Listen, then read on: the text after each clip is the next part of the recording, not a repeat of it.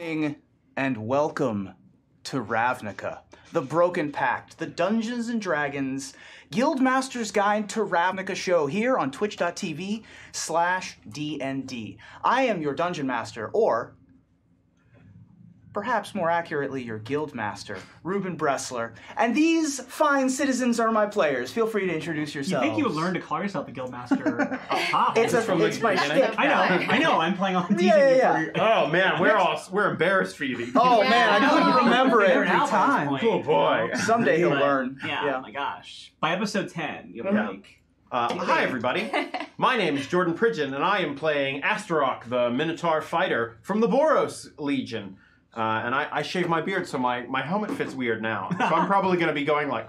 Right, because your character on East Texas University doesn't have a beard? No, yeah, I wanted him to have like a mustache and like a Tom Selleck kind of way. Nice, I like it because it's 80s. Yeah, right. That was the attempt. Well, now Astaroth has mutton chops made of metal in the... Got it, all right. Yeah. I am Riley Silverman, and I am playing Velma Sweet, a half-elf bard who is associated with the Orzhov Guild. I also shaved a lot of, it's just like for me. I, too, am a big fan. Hey everybody, I'm Grav Galati, and I'm playing Lucian Ladrian, a human cleric and investigator from the Azorius Senate. Hey everyone, I'm Ashlyn Rose, and I'm playing Tuturoo. She's a Lexidon cleric from the Silesian Conclave. Excellent. We have a few things to get out of the way. First of all, we are not... So this is live to tape, like Saturday Night Live this week, because of Extra Life, which has been airing all day here on twitch.tv/DND. Thank you so much for sticking around for even more role-playing game action. You know Saturday Night Live is live, right? Is it? It is. I thought it was live to tape. When it airs, it's live on the East Coast. Is that it's true? Live to tape when it's on the West Coast. Us Californians don't get it live. Yeah. You're talking about a very important thing. Yeah. I was going to say that I think your example was a bad example. My example was bad. If somebody else has a better example... Again, I'm very stupid. I need to jam my brain full of D&D things, and then I forget that, perhaps You're really picking on because it's rough. How do you say that most talk shows are That's live to tape? Sure. No. Sorry, continue talking about the important charity you're talking about. You to bust your chops. Before we started deciding how things went live. No worries. This week, we are live to tape, like a talk show might be. So there is no giveaway this week. There's no official ! Raffle giveaway this week. No DMG, none of that stuff, unfortunately. But if you go to bit.ly/XLGaurav, that's me, XLGAURAV, you can donate to his Extra Life page for Gamehole Con. Is that correct? Yes. So trying to figure out where Gaurav is in the screen. Yep. Just point at me. Yeah. I can just point. My name is over there. Right. Yep. Cool. So if Extra large Gaurav. Extra large Gaurav. You can get your own extra large Gaurav at this page. Next week on Saturday, I'm playing in a D&D game run by Chris Perkins, and includes Matt Mercer, Amy Vorpal, Patrick Rothfuss. Oh my god. Just an amazing cast and crew of people that we're all raising money for Extra Life, which is a charity that raises money for children's hospitals around the world, I believe. And you can donate to my page because I'm in the D&D team. And doing so, you can choose things for my character in that game. I think someone has already chosen my race, class, and flaw, but there's a bunch of other stuff you can choose, all the way up to giving me a wish to use in that game, which is bonkers. So, and it's like everybody in that game sounds awesome, but I'm still so friggin' jealous that you get to play with Patrick Rothfuss. He's so cool. I got to play with him last year. I love his book. He's so good. Me too, yeah. And there's also cool Extra Life themed merch you can buy that has like a D&D logo on it and has like Extra Life thing, so it's a cool thing you can do. So that'll be next week on Saturday night that we'll be playing that game. I believe 8 p.m. So tune in. Yeah. That is awesome. I just can't. You're going to come back to here and be like, oh, I have to play with Ruben. Vomit. I get to pick my own character. Right, exactly. So that's bit.ly/XLGaurav. Yes, so be sure. So is an XL Gaurav like a regular sized normal person? Yeah. Sorry. We cast in large reduce. I'm sorry. I got it on my system. I'll be good now. You're so mean today, Riley. You know what it was? Focus, people. Focus. Yeah. Guildmaster's Guide to Ravnica releases in 6 days. Yeah. November 9th. Available at your local. We did it. At your friendly local game store. Support your friendly local game store. It's available online everywhere and at the big box kind of stores on November 20th. But it's not going to be too much longer before we got paper copies in our hands, and it won't just be my version over here. So I'm very excited for when that comes out. This book really is really good. It's phenomenal. Really good. It's so good. There is so much here to be able to tell this story for months to come, and so I'm hopeful that we get to keep exploring. Yeah, as a non-Magic player, for me, it's been really, really cool to get this whole other, because I've looked at other D&D books, like I've read, like Sword Coast Guide and Dragon Heist, but like I love Forgotten Realms. I'm a Forgotten Realms like junkie, but it's so cool to have this whole other plane to explore. And for me, it's like, even without having a Magic background, it's just been like this cool adventure. And like it's like, oh wow, it's like a whole other thing happening. It feels so tonally different from like how other D&D settings have been. Which is really cool. Yeah, and I'm looking forward to people using Ravnica like as a city in their existing planes. It is just like a whole place that you can. Totally. It's fantastic. And there's like character types that we've never got. Like I want to play a goblin so badly now. Like my next Ravnica based character. Or a Simic hybrid. Yeah. I'll be sure to murder you all. I almost played one in this game. But...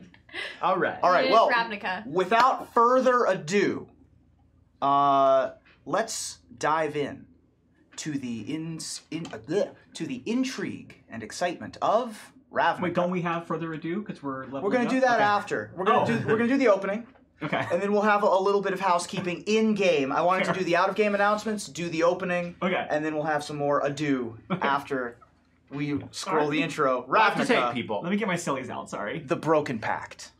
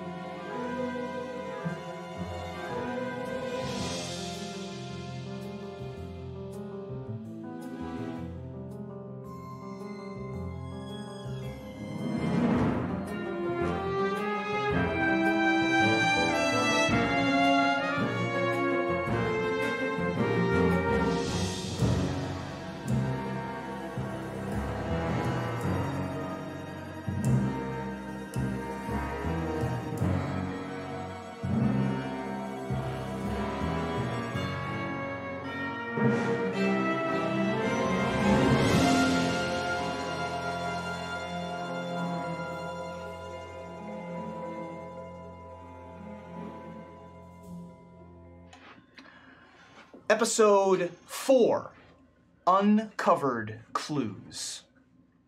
Previously on the Broken Pact. Last week at the live show at TwitchCon, the party redeemed themselves in a sense. About a year ago, they had stolen a lockbox from a warehouse belonging to the goblin thief and mob boss Krenko. But they had unknowingly delivered it to another character of dubious morality, Ministrant Silias of the Orzhov Syndicate. The Archangel Feather commanded the party to do the right and honorable thing. Steal it again in a casino heist. Hooray. That's like 3 rights make a Right. laugh. Yes, exactly. 3 rights make a laugh. Yeah. And so the group found themselves involved in an impromptu infiltration of the Dead Reveler, which was in the throes of a masquerade party and a pit fighting event. When Velma recognized Silias as the one who tried to buy her as a child, she decided to steal more than just his valuables. She aimed to take his life, and she might have, but Tutaru cast hold person on her own party member mere moments before the blade landed in Silias' back. Astaroth distracted Silias just long enough for the party to abscond with their goals and more valuables from the casino safe. In a dirty alley, the angel Feather opened the lockbox to reveal an actual feather, large and golden and radiant to match her own plumage.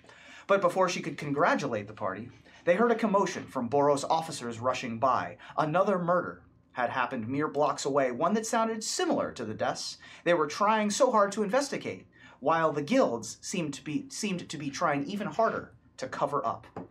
And that is where we're going to resume the story. The good news for the party is now they have more clues, more resources, and more levels. So we are at level 4 now. We're kind of speed running Dungeons and Dragons a little bit with this show because I really want to get to some cool higher level stuff. Typically in your home games, you're going to spend a lot more time in the levels as we do here. I'm doing what's called milestone leveling.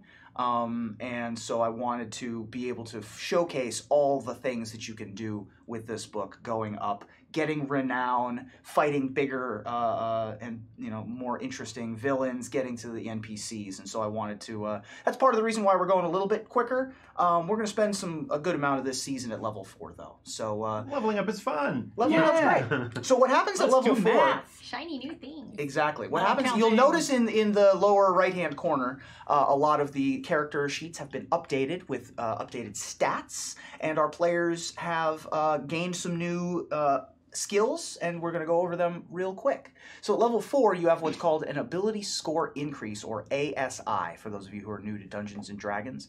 At that level, you can do one of 3 things. You can either increase one of your skills by 2, one of your 6 main attributes by 2, or 2 of them by 1, or gain a feat.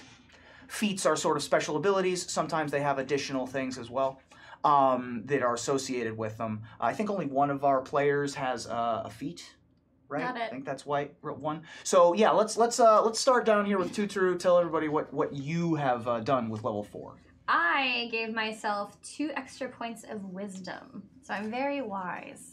Yeah, not very dexterous, but very, very wise. But wise is all get out. Yes. Yeah, for clerics, that's the spell score. Yeah. So that's what my main ability for all my healing is, so I'm gonna be healing bigger heals now. Great. I did the exact same thing.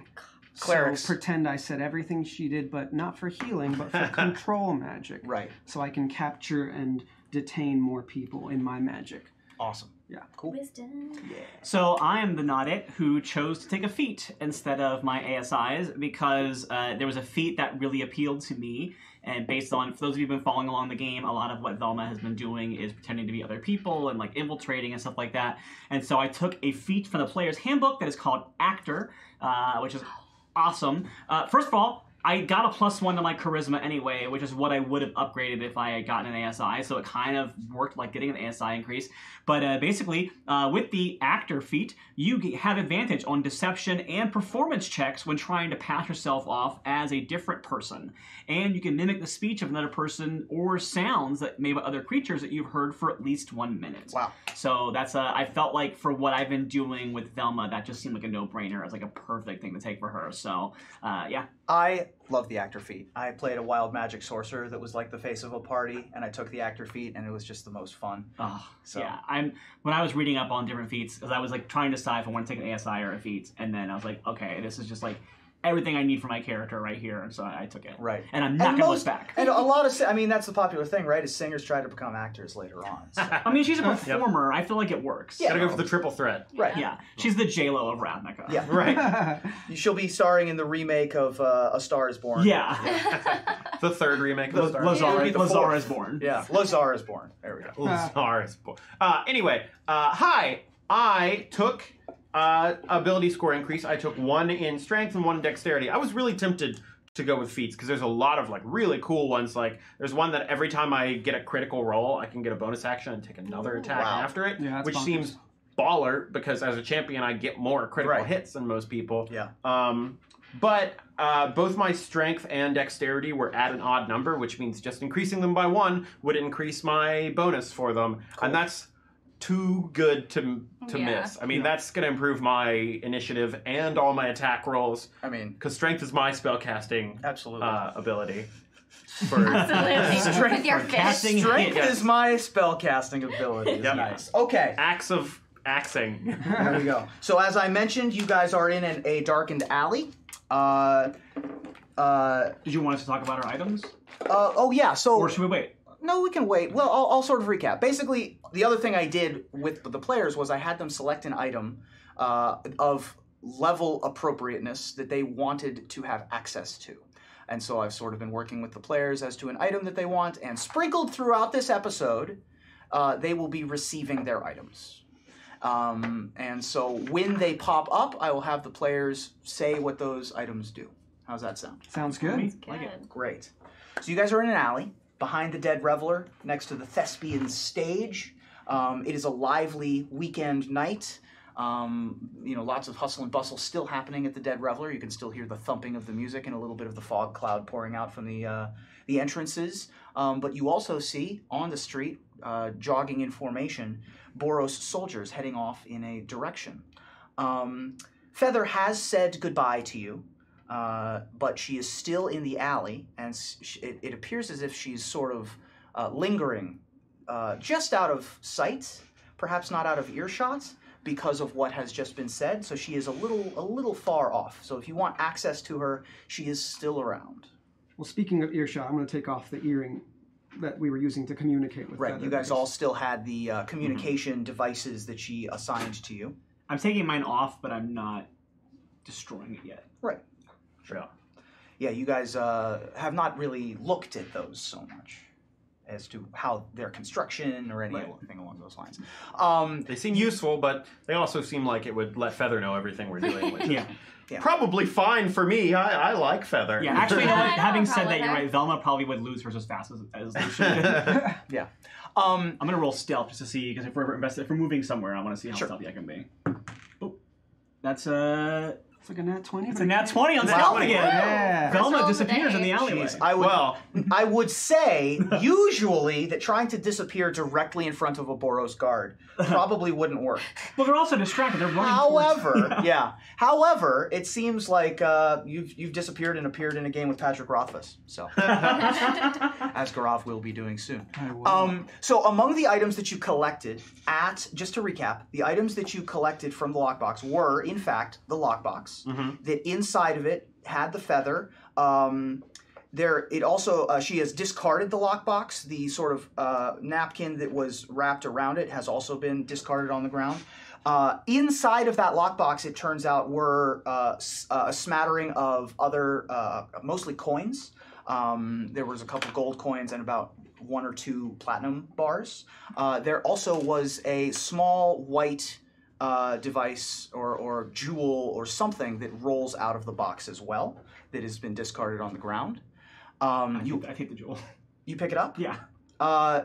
It is a large pearl, essentially. Okay. Is it your? Okay. That's how I was going to sprinkle in the item. Okay. No, it's fine. You can pick it up if you want to. Hey, you have it. If you guys can have this discussion. It's in her, so she picks up the pearl. Oh man, I hope no one offended Velma in like the last 10 minutes that wants something. So there's a pearl here. And there's also a smattering of gold. I chuck it over my shoulder. In addition to the gold that you pilfered, you tried to pilfer a little bit. Like, you wanted it all, and then Lucian spotted you, and then you took a little bit. Yeah. So that's on the ground. You also have the ledger. You have Solias's large book marked ledger. And you also have a long piece of parchment that is wrapped in a leather wrapping of some kind. You haven't opened it up yet. Could be art, could be a map, could be whatever. Those are the items that you find sitting there. I'm gonna retcon and say that I didn't get the pearl. I don't want to worry about some weird. Sure. We have so much to do in this story that I don't want to deal with. That's fine. That. So those are the items. Tuturu, you can pick up your pearl. I'll pick up the pearl. Pearl of Power is what Tuturu is going to take. And that was the item that we decided upon. So you guys are still in the alleyway. Do you have anything that you want to... the guard is sort of moved off, and they're moving in a direction. Are we somewhere we consider ourselves safe to I would say. talk and do things? Roll a perception check. All right. Yeah, this is kind of important. I got a 9. I also got a 9. What? Mr. Nines. I got an 18 plus. Is that a 20? I got a 20. I got a dirty 20. 12. You got the 33, ampersand? yeah. 33? Wow, you're wise. Whoa. Oh, no, sorry. I was thinking passive perception. Sorry. I got a 23. 23. I got a dirty 20. Holy crap. Dirty 20, 23. For level Okay. 4? So, you two, the law mages, are sort of like neck craning, rubbernecking, looking at where they're headed. They appear headed down the Tin Street towards a more mercantile district, a more shopping-heavy district, as opposed to here, which is like clubs and nightlife and stuff like that. But keep in mind, Velma did kind of just like fade into the shadows while you were distracted. Right. So you have sort of faded into a shadow and are not seen, but you still can look around. Yeah. Meanwhile, you're there with the boys. Still, while they're rubbernecking, you're taking a look around at your surroundings. For the most part, it seems safe. It is a very public area. You are still within eyeshot of bouncers of the club and ticket handlers at the thespian stage. You are not. It's an alley in that it is smaller than a main road, but it is still traversed. It is still there are still people walking by. You're not in danger of getting jumped here. It's just that there are fewer lights. With the 20 and the 23, you guys would be able to spot that there are not currently Boros forces coming in any direction down the alley. The alley seems to be only used. You wouldn't even know that it's a main thoroughfare, Nat Alley. Even though it goes all the way across Ravnica, it sort of winds and weaves and switchbacks, and some places have stairs, and it stops at buildings at some point. It goes around. And it goes around. Like fountain. It's not it's not as fanciful as the Transguild Promenade, but if you're in the know, if you know how Ravnica works, if you're a district guide, or if you're someone who is a regular tourist of the 10th, you would know that you can get from one end of Ravnica to the other on the Nat Alley. So it's more popular with locals. And so there are still people walking past in the alley. Are you hiding from us as well? I kind of pulled a Batman, where you guys were talking, and then you turn around and you don't see Velma right now. Okay. She's not happy with you guys right now, so she's we're probably not happy with her. Yeah. Which is why she's not really in the mood to chat. So I want to grab that lockbox, just tuck everything that was inside, close it, latch it, not lock it, but great. And then you have a lockbox. Okay. Now, it's about, I would say it's like toolbox sized. Okay. It does have a lock. It no longer has an arcane lock. Okay. Because that was dispelled. This and everything inside of it is evidence now. Now, Velma, I know you're here somewhere. You need to speak to us about what happened in there. Yeah. You could have gotten all of us killed. Feather is still sort of 50 feet away, just sort of watching. Does anyone still have their earring on? I think I do. Okay. Yeah, I've still got mine. Okay. I didn't take it out. Yeah, she's just sort of... Velma, you're gonna have to deal with this at some point. We're not gonna forget. If you just want to go back to your club and never come back out, that's fine. But if you want to continue investigating this, you're gonna have to tell us what the hell went on there. She because I don't want to halt roleplay. She steps forward and she's kind of doesn't reveal where she's at right now. She kind of just says, "I had my reasons and they were good, and that should be enough for now." That's not enough. We all could have died. We had we could have had the whole club come down on us. It would have been worth it. It would not have been. I don't care about having that person dead. In fact, it would have gone against everything. You are shouting in the middle of a street that has people in it. So people are sort of looking at you strangely and then crossing the street away from you. Yeah. And that makes sense to me. I'm a Boros Minotaur. They're clutching their purse as they're like, ooh, this is not what I want to be doing. Yeah. Okay. Just so you are I get it. I'm angry. Calm person. Proceed. That's just wanted to mention. It would have blown our cover. We could have all lost our guild statuses. And we could have died right there. Now, I don't know what we can't keep working with you if you could just snap and kill someone at any time and put all of us in danger. All right, she steps forward and drops her hood down, and she says, "Snap." Yeah. Snap. Snap. I'm not the one shouting in the street right now. I'm an officer of the law. I can yell in the street if I feel like it. I am here to tell you that stabbing that man in the back and killing him quietly and quickly is more decency than he possibly deserves. Then do it on your own time. Certainly not in front of 2 officers of the law. That was attempted murder. I can't just let something like that slide. You didn't see a thing. I did see exactly what you were doing. If you knew what that man does, you would have held the knife yourself. Well, we don't know because you won't tell us. You want me to tell you? Yeah.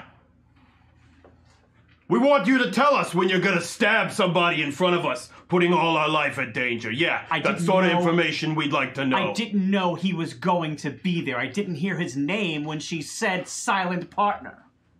If she had told me who it was, I would have told you ahead of time. Would you? Yes. You would have told us. I would have. Because you don't tell us anything else. I tell you what you need to know when you need to know it. Oh, well, I think we needed to know that immediately. I didn't know!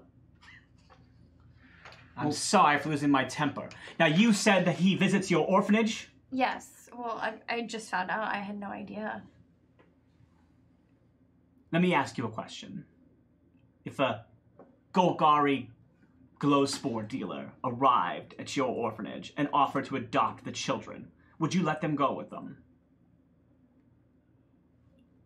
Well, I honestly, like, out of character, like, what is that exactly? Like a drug dealer. Right. Okay. Like someone selling like superhero. You okay. you wouldn't know, you specifically wouldn't know what glow spore is. Okay. All right, I'll say something different. Okay. No, that's fine. Yeah. No, that's what. If That's a what's been said. Rakdos Pain Den owner arrived at your orphanage and offered to adopt one of your children, would you just go, well, their papers are in order?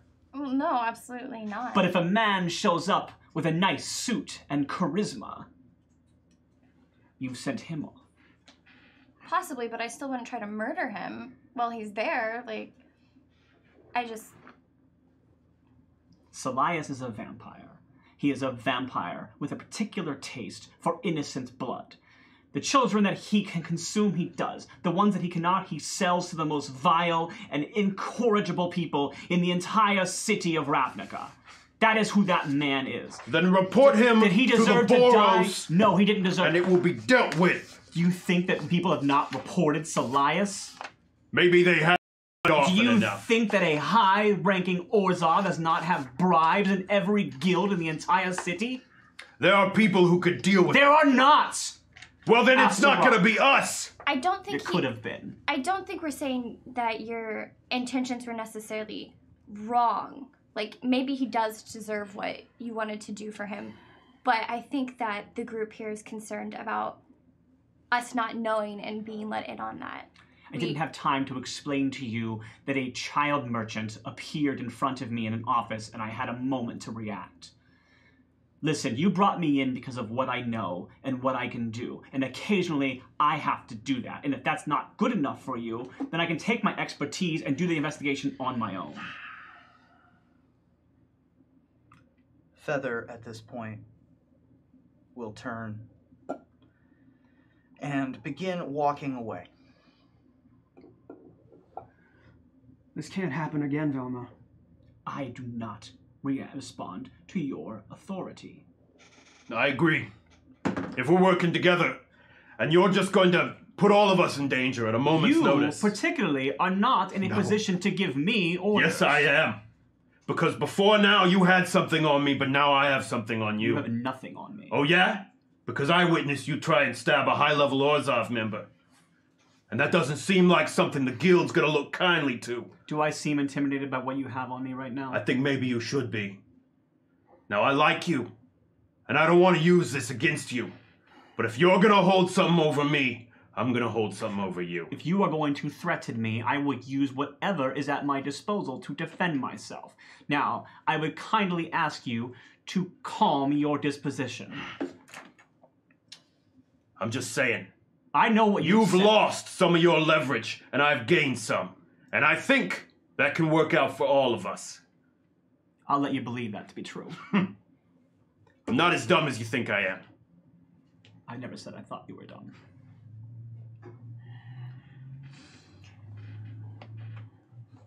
Sorry, I thought it sounded like someone was going to say something over there. I apologize.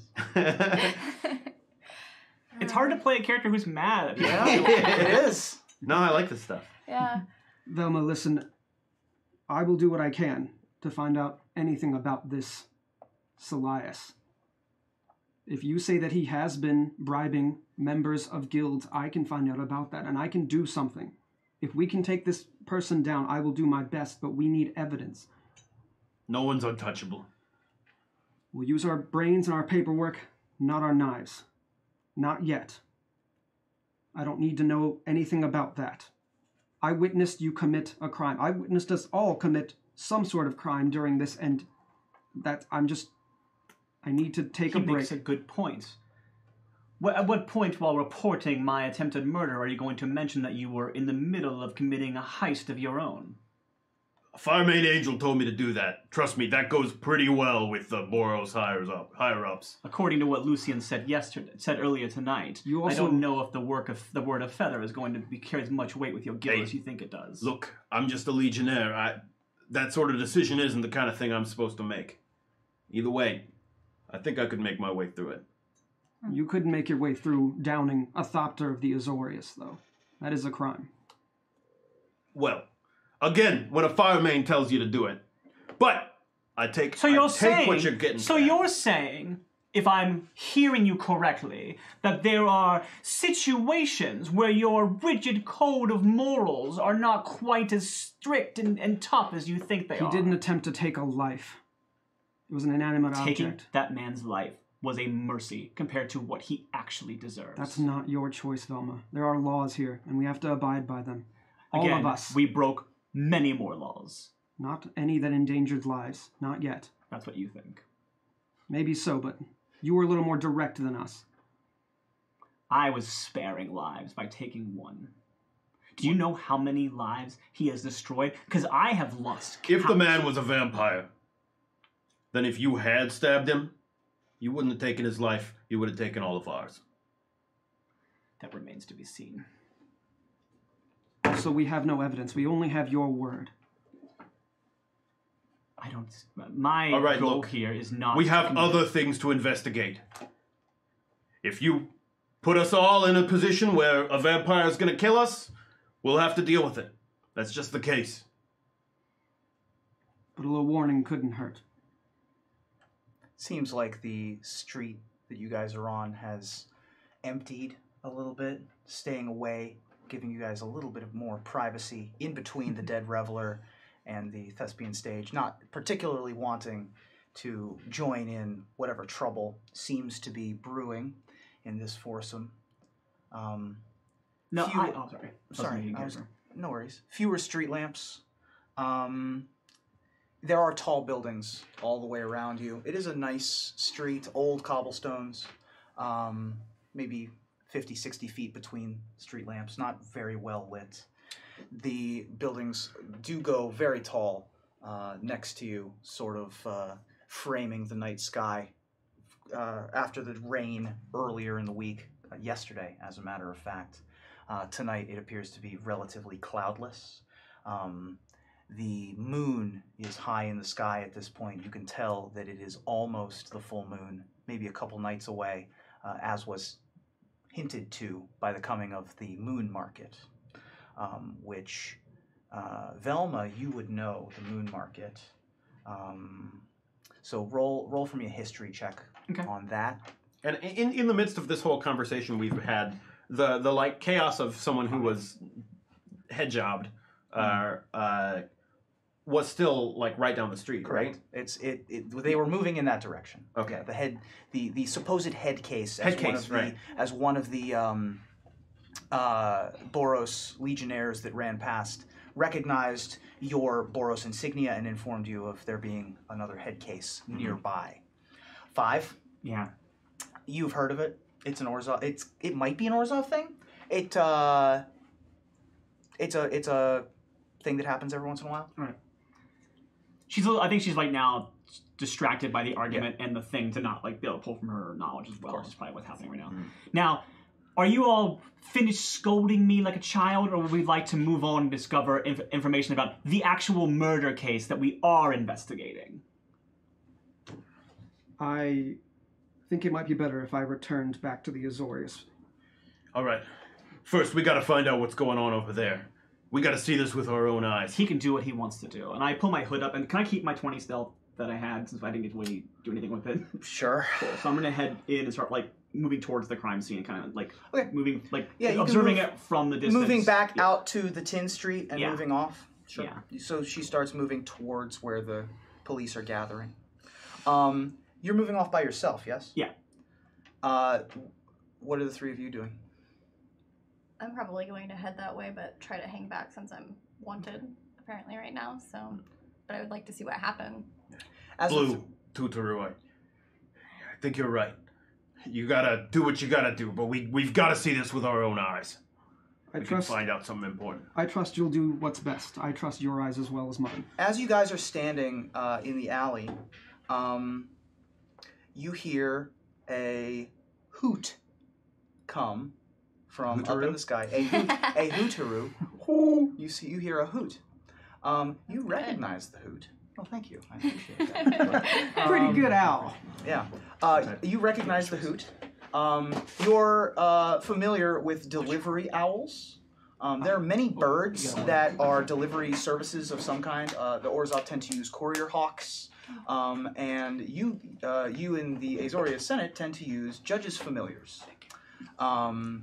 which are owl-like and have nice ornamentation around their flowery horns. And one of them is flying towards you and lands about 10 feet away. And You said I recognize this? you recognize the owl. Okay. This looks like the family owl. Okay. If you have a name, feel free. Ooh, do I have a name? If not, we'll move past it, as the delivery owl appears to have a small envelope and a small package. Okay. I'll put my arm up so it can land on my. It will jump up.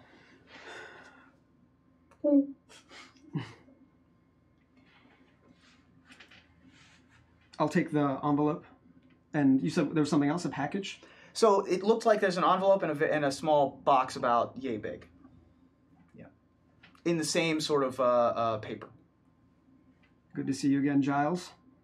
Giles. Yeah. And I'll pocket the envelope and then take the package, and just set that in my pocket as well.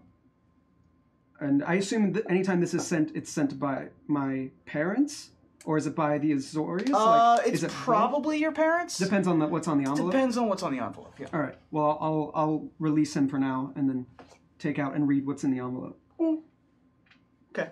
You've been served. You'll try to send him away, but he will sort of stay on your arm for a little while. All right. Well, at least hop on my shoulder. At least I can read this envelope. Okay. It'll hop on your Owls shoulder. have horns? It's a little flower. It's a little feather horns. Okay. Yeah. I'll pet it a little bit too. Okay.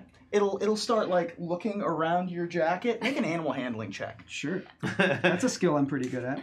It's my favorite skill in D&D because That, like, never gets used? You never use it. But I have an owl here, so why not? Right. Well, now that I know that, Well, now we must protect Giles at every all animal costs. in Ravnica. Handle some animals. 22. 22. It appears to be investigating your crevices in the jacket and in your shirt for something to eat. I don't know if I have anything on me, Do you Giles. carry dead mice on you? No, nothing like that. But I'm sure you could find one in the alley. sorry, Giles. I'm sorry to say I don't have anything to feed you, but you're welcome to salvage what you can from here. All right. Well, hang on. I might have something to send back with you, and I'll read the envelope now. Okay. It has the family seal. Okay. It's definitely for my parents, or mother, or father. Yes, the Forenzod clan, and it is addressed to Lucian. Ladrian, sorry. My apologies. You will open it? Yep. Okay. It is from your mother.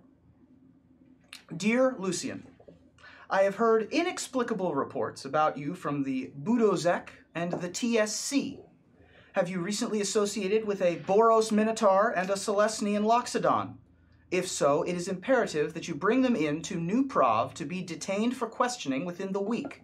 Any impropriety committed by my family could jeopardize my Senate seat.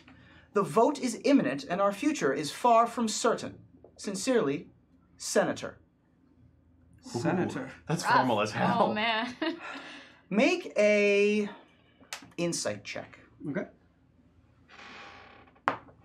That's a 10 plus 4, I believe, so 14. Okay. So the TSC is the Thopter Surveillance Court. 16, actually. Thopter what? Surveillance Court. That makes sense. Yeah. The Budozek is another legal authority that is sort of on top of that and a lot of surveillance having to do with the Azorius. With a 14... 16. 16, you will... Could be the TSA, Thopter Surveillance Agency. Yeah.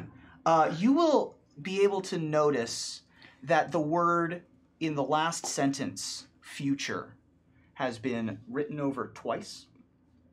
It is slightly heavier. So your family is used to having their mail intercepted. Oh. Because they're powerful people. Sure. The word future having some relevance in recent events. Nothing. I see. Yeah, I get you. Okay. So it seems like your mother is aware of the precog mage situation, but is sort of like hinting that maybe that if this letter were intercepted, that this is what someone intercepting the letter would want to read. I see. As opposed to, the message. The actual thing. Message. Yes. You don't know exactly. With a 16, I'll let you stew on that. Okay. You do still have a small box. Okay. I'll fold the letter away. Put that into my jacket. It's nice paper. It really has nice to paper. Be. Yeah. And it's even got a watermark. Oh, I'll open the package. Okay. In the package, you find a small ring. Oh. It is emblazoned with the Orzhov insignia. This is a guild ring. You mean the Azorius? The Azorius, sorry. Azorius. My apologies. Wait, what did you say? I forget what I said. I got an Orzhov ring! My brain does not work.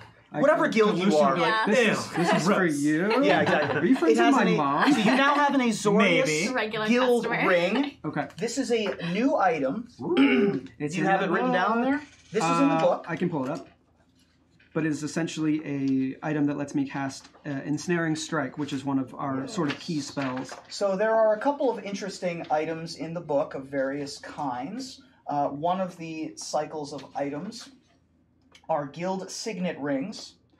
This ring, adorned with the symbol of a guild, allows you to cast one spell closely associated with that guild, as shown on the guild signet spells table. The Azorius spell being Ensnaring Strike. Yes. Nice. You can also tap one colorless and tap it and produce... To ramp mana. Yes. Yeah, exactly. They're very good. The card Azorius Signet, much better than the ring. Oh, yeah. In terms of power level. Yeah. Well, it's no soul ring, but I guess it'll have to be. Magic jokes. I assume this is a ring a ring that probably has some sort of scrying magic. I don't know, but I'm just going to put it came directly from your mom. Yeah, I would have to assume. Not that I don't already have things that have that on me, so I'm going to put it on because... Your parents... Mother's always watching. Yes. Helicopter your parents are always... Thopter parents. Oh nice. Gosh. Wow. Ooh. Yeah, so Thopter mom has... So, you know how she is. She's very protective. Yeah. But she is also on your side.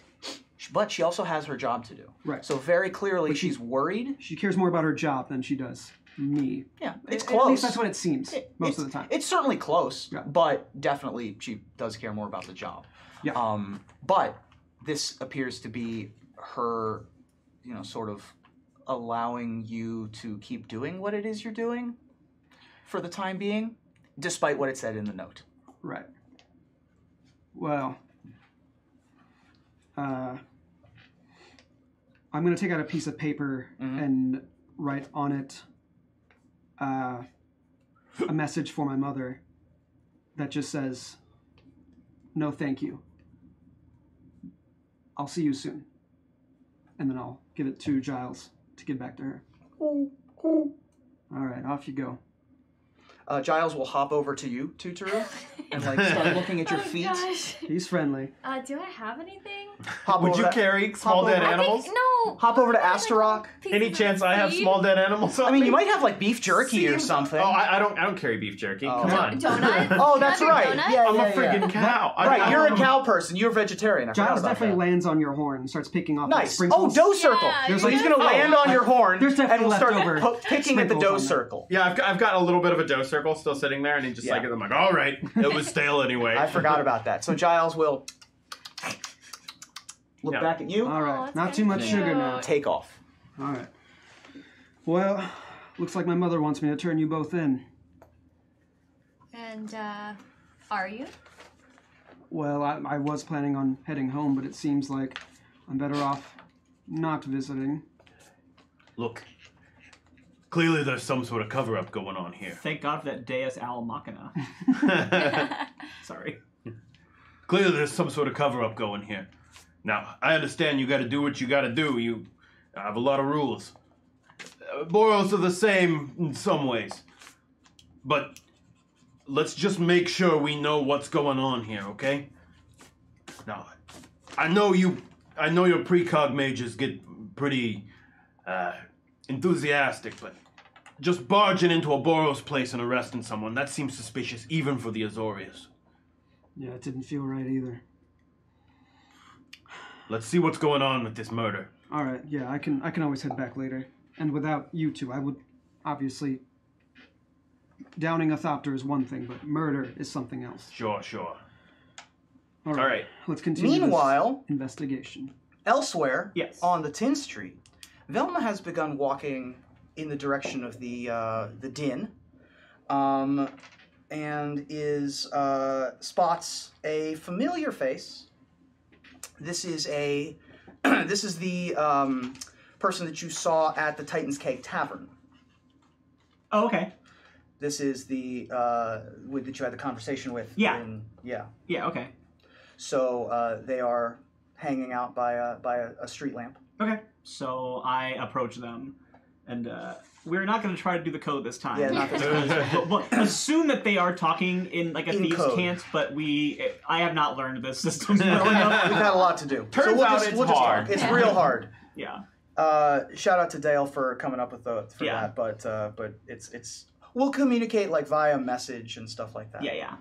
So you see them; they appear to be just hanging out. Okay. I approach them. I kind of stand because I'm still following. I'm still pretty stealth. I'm kind of like sticking to the shadows so the Boros don't notice me. Mm-hmm. And I feel like it's probably fairly easy because they're pretty distracted by a murder investigation. Mm-hmm. But I kind of stand up and I actually go and stand behind the person and kind of like I'm like looking at them from their back. Okay. Were you able to find any information from their quest? We were a little tied up.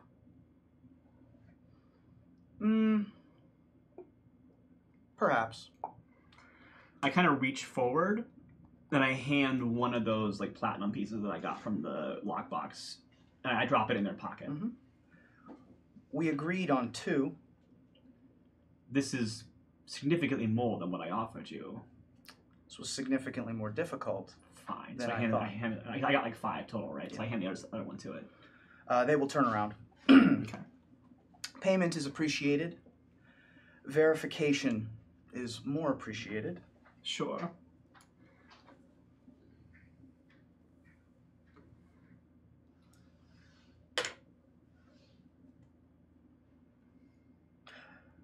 Very exciting. It's a very quiet, big reveal. Yep. Like, what is she doing? What is that? What does that say? What is it? It's still an Orthodox signal. Signet. What are you talking about? Oh, Well, it's kind of hard because it's on camera. It's hard. Oh. that's a different guild altogether. That is. What? What are you talking about? Pew, pew, pew. You guys do not see a spider with an eye in it. I don't know what you're talking Yep. about. We can't see it. We just can't see it. Do you want to do this here, or do you want to do this here? Okay. So a thing that Velma has that I have not used, she's used it once, but not in a way that anyone noticed it. At her level in the Demir Guild, which she's a member of, there is a thing in the book called the Spy's Murmur, which is basically like an earpiece, sort of like a thing you put behind your ear, and anybody you know who has one, who's like another member of the guild, can communicate essentially telepathically.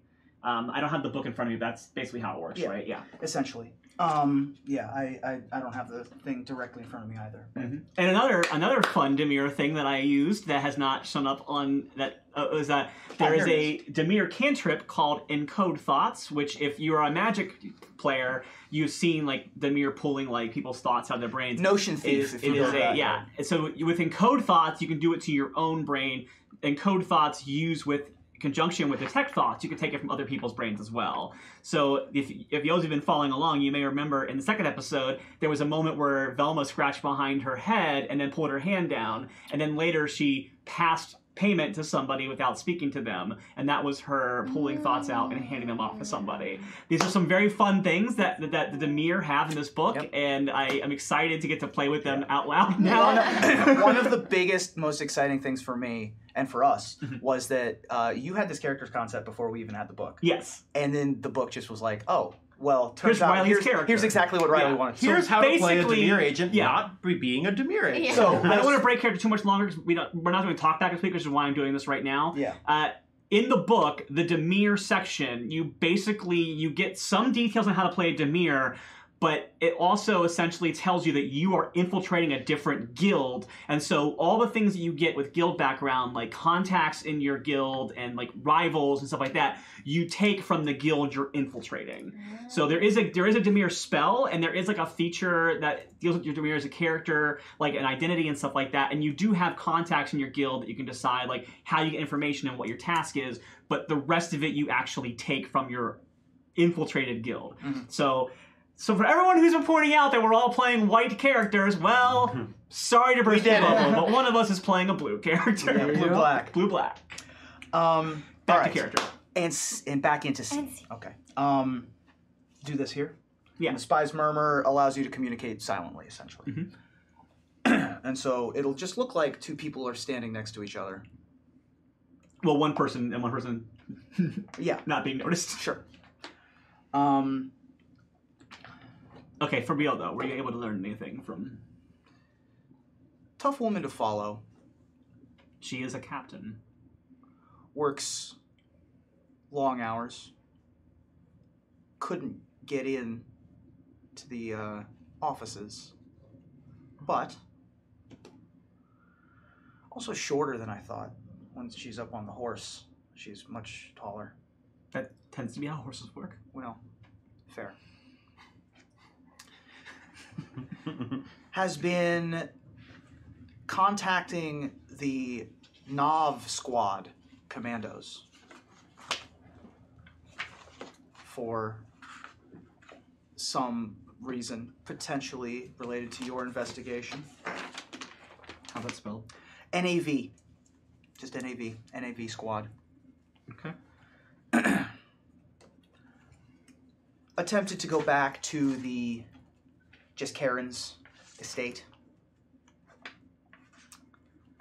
Did they not let her back in? Just Karen's did not want anything to do with an investigation. The family doesn't want their own son's murder investigated? Not by the Boros. Well, that's because they want it solved. And Boros get resolved. You're not here. Yeah. You're in the alley sulking. But he just suddenly just blurts in your out mind, alley. you hear Rock being like, She also... Well, the reason why I'm here is because she headed that way. And she nods in the Towards direction the new case? of the new case. Fair. Lucky, I guess, running into you here. Were you nearby? I was. I actually encountered my primary objective, but I was halted in my process by the team that I'm working with. I believe I almost lost their trust, but I have let them believe they have something on me now, and I'm going to gain it back once they calm down. Instructions from downstairs are to continue to pursue primary target while also maintaining cover and continuing to investigate secondary target.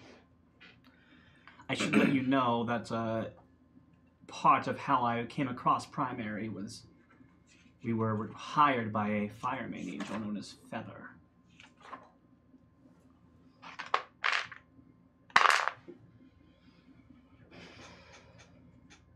Anything else?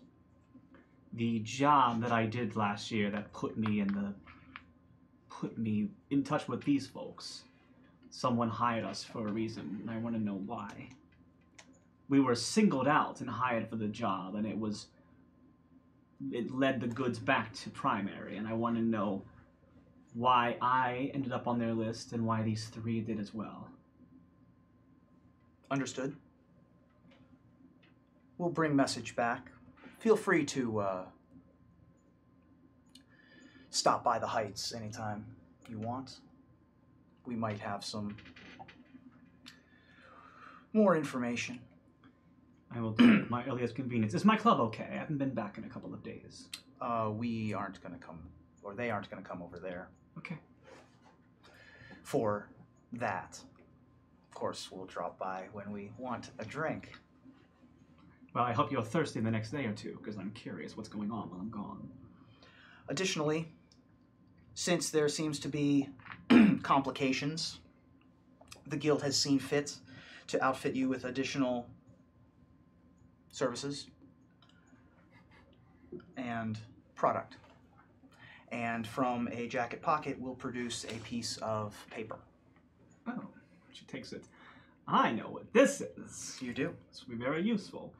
Should I tell them? Sure. So what he's given me, this is actually a magical item that Ruben invented based on knowledge of magic, and so this is not a book item. I had help with this item, but yeah. This is a homebrew. But I mean, it's a homebrew item. It's not a book item, but essentially it's psychic paper.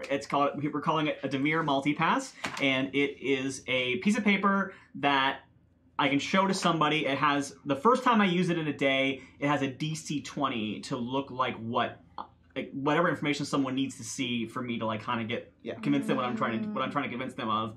And anytime I use it after that first one, it goes down by 2 more DC. So I can't keep flashing it all day and just fling around. So, or showing it to a huge group of people. Yeah. Mm-hmm. So it's not, it has some limits on it because otherwise it would be super OP. But yeah, so it's called a Demir Multipass in this universe. But basically, it just helps. It's just going to benefit me with my my infiltration skills that I'm already kind of... It's a dope fake ID. Yeah. It's a dope fake ID that can also look like a receipt, that can also look like a driver's license, that can also look like a whatever. Yeah. Sure. So she puts it in her pocket, and amongst her things. Well, we'll be seeing you soon, or maybe we won't. And then they will turn away. Okay. As the group comes down the street... I don't know, probably enough time passed that character has long since gone away, and you are all sort of meeting up outside of this book. I'm going to roll investigation, because I assume before they came back, I would have made my way towards the bookstore. Sure. A little bit. And I'm just going to see, I'm going to roll investigation. I think what I'm rolling for is obviously I know that I can't stealthily go into the middle of a crime scene while there's actively people searching it, but I'm listening in for pieces of information that are being said about it, so I can kind of piece together what's going on right now, who was killed, how long ago, stuff like that. Sure. And that's an epic fail! So I don't hear a darn thing. It's a critical fail. It is real busy. Boy, I roll one of 2 things. I roll 1 or a 20, and that's all I get. Yeah, it's because all the officers are talking in Boros can't, which is not a real thing, but they just use so many nicknames and right. It's all acronyms, ton of acronyms. Lots of this is a code 7, 8, 10, whatever. Got a code 52 and another head case going on, all that sort of thing. And all right, so this is when Velma kind of backs away from the crowd a little bit, and then kind of unstealths, she pulls her hood down again and just she looks and she finds Astaroth. It's so I'm giving up on my stealth at this point. And she walks up to him and she says, I'm trying to make out what they're saying, and look, we have our issues, but if we can work together, I'd appreciate it. I'll go see what's going on. So I guess we're all heading in the direction. Just to be clear, by the way, this still looks like an Orzhov. Yeah, this is for other. Yeah. Gotcha. Yeah, she didn't just walk out and go, here I am. Yeah, hey, that was surprise. Imagine in game, what she really did was wave her hand over the pin and it changed so that I could see it, and she waved it back. Yeah. Okay.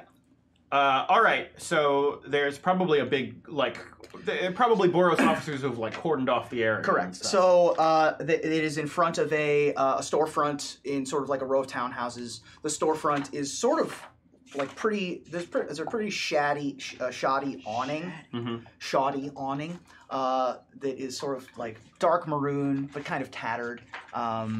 The front windows are dark with it's leaded glass. On the you can't really read the door from here, but in front is a cordoned off with rope or caution tape equivalent. Does it look like the bookstore would have any guild affiliation? Perception check. 7. So I got a 17. Okay. Astarock, there's no obvious guild affiliation. Looks pretty rundown and ragged. Not really. Not like a hip bookstore. This is like an old bookstore. Velma, not close enough to make out any details, but places like this, certainly it hints at things. So it is certainly possible. But there's nothing that sticks out to you right now that exactly clues into if there is any guild affiliation. Okay. As you see, several Boros are posted around to make sure, keeping the crowds back. There is a bit of a crowd gathering, kind of leaning over, trying to see what's inside. You hear a terse woman's voice, sort of, "Now, you all have to stay back. This is an active crime scene. We cannot let anyone inside right now." I'm a Boros officer.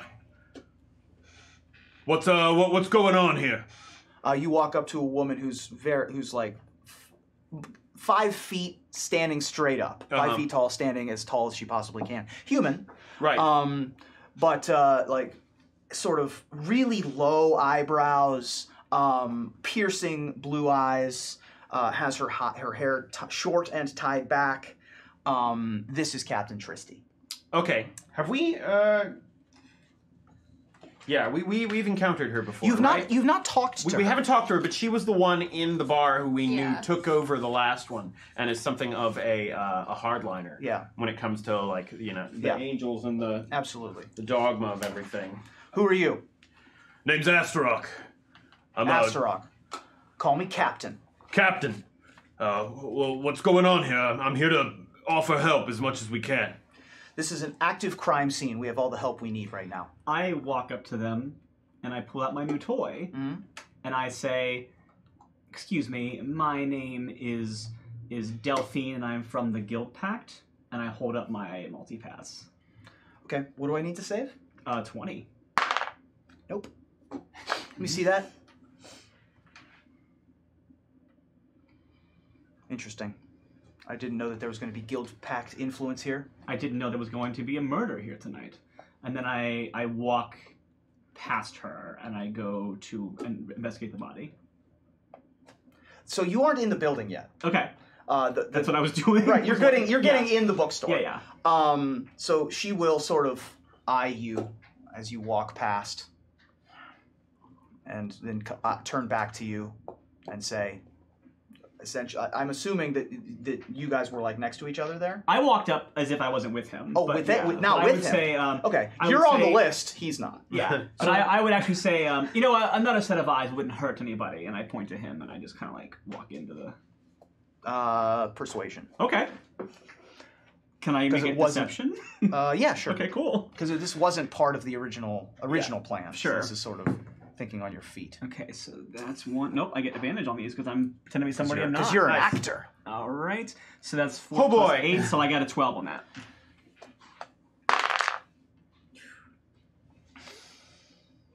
You're going to stay out here with me. All right, whatever you say, Captain. We can use another pair of horns out here. I'm gonna walk up at this point, seeing her go past with something. I'm like, how okay, all right. And I'm gonna say, I am Lucian Ladrian, Inspector number. Oh my God. 0265. This is a madhouse now. Of the Azorius Senate. Suddenly, a car full of cops pulls up. Yes, excuse me. I'm. Are you with him? She is my cohort at this moment. Are you from the Celestian cops? What's happening? Why can't this happen on guild territory? This is the worst. So I'm using my feature. Everybody in the pool, I guess. You actively want dead bodies in Boros territory? Yeah, I know, right? I'm not actually. I walked away. So my feature is a legal authority. This is the thing I wanted to use last time. Showing your Azorius insignia gets you an audience with anyone you want to talk to, though it might cause more problems than it solves when you're dealing with incorrigible lawbreakers, which I'm not. Right. So I would just like to ask you a few questions and maybe inspect the body. We are doing an ongoing investigation. Well, I can't rightly say no. That's correct. Go inside. Thank you. Mind if I take Astrock? This one's Astra? No, the one behind her. Oh, I'm sorry. Her. No, I meant Astrock him. as well. Right. You know I'm Astra? going with him. Yes, we've been working together. The Boros have been. You're part of the cross guild. You. Yeah. The office. They told us to cooperate. The guild pact. I can't keep up with all these policy changes. I'm not a politician. All right, just don't knock anything over. You are a bull in a china shop. You know what your problem is. I often stop myself from knocking things over. That's what she said to you. It's pretty Stay common. boring. Can do. I tuck my ears a little bit to kind of try to slim everything down. Astrock doesn't seem they're very kind to their own, it seems. Well, Boros, it's a tough love institution. And Minotaurs don't always get the I can't think of the word right now, but let's just say people's first impression of Minotaurs tend to be a little less good than from you soft, fleshy types. No argument there. Just tuck your horns and we'll be fine. We go inside. So you guys are on your way inside. As you do, you get to a nice...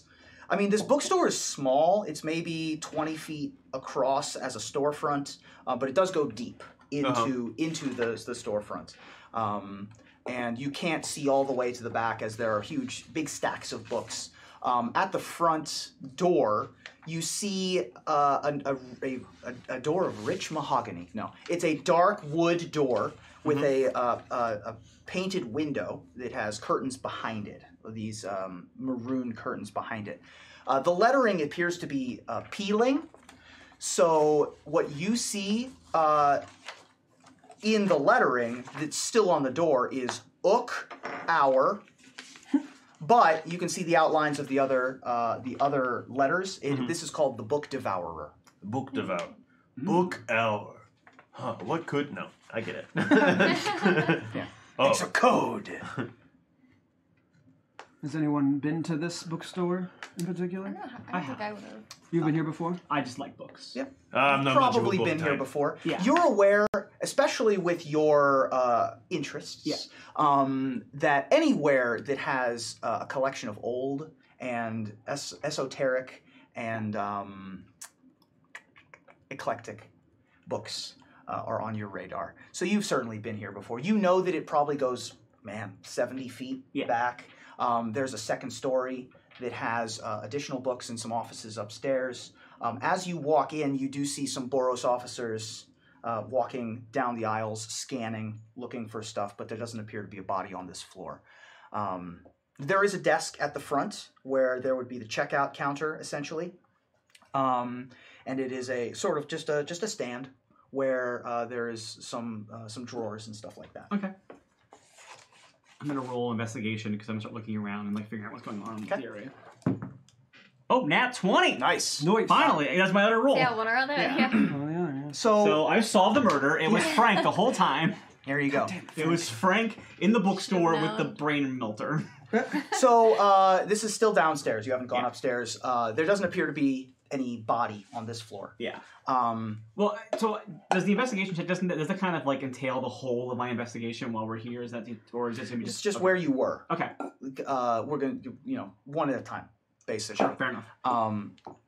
Because there may be more difficulty getting to the upstairs or seeing the body or stuff like that. Yeah, I just wanted to know when that. But you are here at the front desk, so you are able to identify. There are some pushed over things in the desk, it appears as if perhaps this is where the altercation began. Okay, so there is signs of a struggle. There are signs of a struggle. Okay. Yep. And sort of pushed over paperwork and books onto the floor behind the initial desk area there. Okay. You find on the floor a insurance claim from a company identifying themselves as Mickle and Mackle Securities. Mickle and Mackle. There was an insurance claim filed by the Book Devourer, the owner of the Book Devourer. Do I know him already? Do I know him from my times visiting here? Potentially. Maybe, I don't know. Yeah, probably. You probably know the owner of the Book Devourer, I would say. So you find the insurance claim.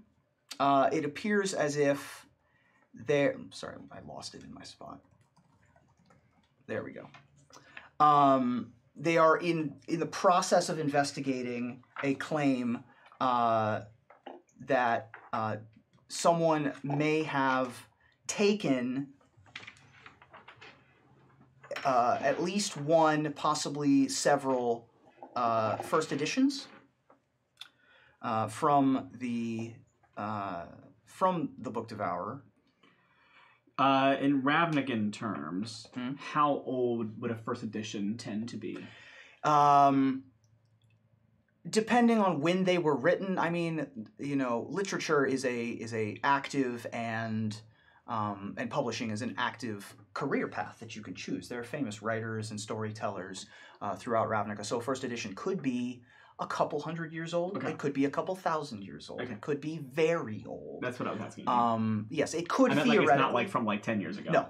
It could theoretically be from as far back as Guild Pact, pre-Guild Pact era. Okay. Theoretically. That's what I was... Theoretically could be. Yeah. And this is certainly the environment where that would make sense. Yeah. You see framed documents on the wall that appear to be thousands of years old, if not, hundreds, if not thousands. Old maps, lots of very old tomes, all up and down, and also some more popular stuff as well.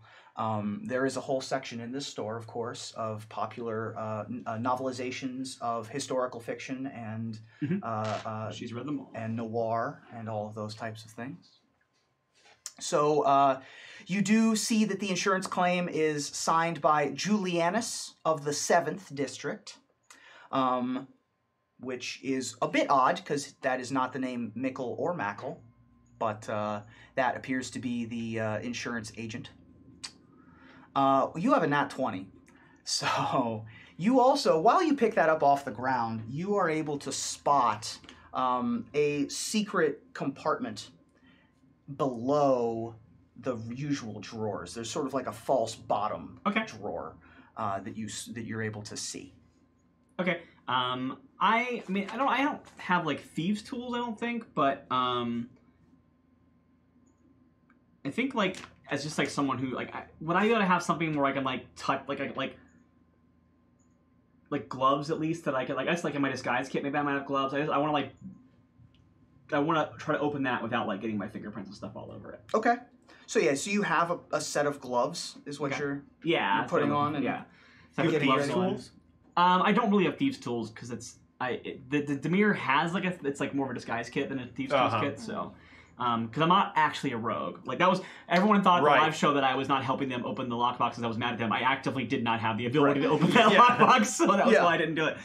Still a bard. I mean, I can get knock, but I haven't had it yet, and I didn't. And it was this, and it was a magical lock. So even if I had lock picking, it wouldn't have helped. Yeah. So for now, I'm our lock pick. Yeah. Yes. So so I put gloves on and I opened that little compartment. Okay. So you are sort of behind the desk. So as you are down there, Christie, you hear the bell, ding, ding, ding, ding, ding, come opening from the door, and Christie will walk in and look at you all. And so, why are you here? Like I said, we are investigating an ongoing case that involves these head cases, as you are calling them. The Azorius have a file as well? I believe so. Why wouldn't they? These murders are particularly particularly significant and strange. Can I also make an insight just to see? Sure. Because I feel like I want to know if I like trust this person to have the guild's best interest in mind and stuff. I got a 12. I got a natural 1. Yeah. It rolled around for a while. You really trust May her. as well, just to kind of get a read on how she's. Sure. Insights all I'll around. give you a general read on how she is. Yeah, Yeah. that's fine. I just naturally don't trust her. Right. I don't trust anybody. So because you of the power two of the don't guild. really pick. She's 24. real tough to read. Stern face, jutting chin. You with the 24. 22, sorry. Her pause there is conspicuous. She does not answer the question. Why wouldn't they? Was the question, and she is just going to breeze right past that, which sticks out to you. Okay. This is a Boros investigation at this point. Obviously, we are bound to have cross-guild cooperation should it be necessary. I'm wondering, as we are merely down the street from Sunhome, we got here as fast as we possibly could. How did an Azorius agent get all the way from Precinct 2 on the east side from New Prov, or are you stationed elsewhere? I can answer that, ma'am. We were sent to the area by a fire main. A fireman. That's correct. Did they identify themselves? I'm not the sort to ask that sort of question. When a fire main angel tells me to do something, I do it. Fair enough. I'll have to speak to my supervisors and betters about fire main activity in the area. Well, that is at least less concerning in that case. If you find anything, please let me know. You I'll kind of do this. Well, I guess everyone's sitting around, so I can't really be private about stuff. But I was like, you were in charge of the other head case too, right? Yes. These are scary times. It's always scary times, but luckily for us, the Boros will always be there for justice. What can you tell us about this victim? Make a persuasion check. My badge doesn't get me that. Gets you into buildings, not into people's brains. While they're talking to her, Come on. and I'm like looking through the I'm kind of crouched behind the desk. Mhm. I kind of like start like humming to myself, and I'm like singing a couple lines from that song that I sing, but like I'm singing it like I'm just like humming while I'm working, you know. Okay. And I kind of grab one of my fans and I kind of like fan myself while I'm looking at something, and I'm casting Disguise Self on myself. Okay. I'm not dramatically changing my look, but I realized like she didn't get a great look at me when I was outside because I had my hood up when I was doing things. Okay. And I'm just like, I'm making my ears less pointed so they look like human ears, and I'm just like subtly changing my facial expressions so that I don't look like Velma. Is there a verbal component? That's her singing. Okay. Make a sleight of mouth check would be what I would ask for. But Would that's be not perception? I guess this would be Or deception. performance? Oh, performance. Yeah. Let's do performance. Yeah, which is fine because either way I have. Okay, so that one's gonna be a 16, and then I also get advantage on this because I'm doing my acting. So, and yeah, so the 16 is gonna be my. Okay. So there is sort of a lilting refrain in the background as you stand there. Let me. I'll What sing was it while the you're question? working. I I'll got an find 11. it. On this was persuasion. Do we know anything about the... Yeah, this was just me asking anything about the victim. The investigators upstairs will have the latest information, but as far as I can tell, this matches the description of the Jess Karen's case from across town.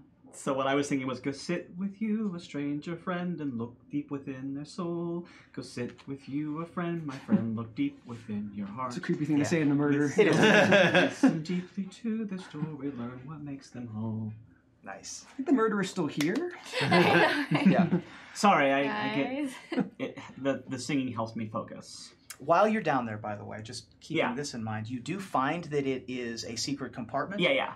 there is no obvious way into said compartment. Aww. This will require. Why did I take knock? This will require some amount of something to happen. Okay.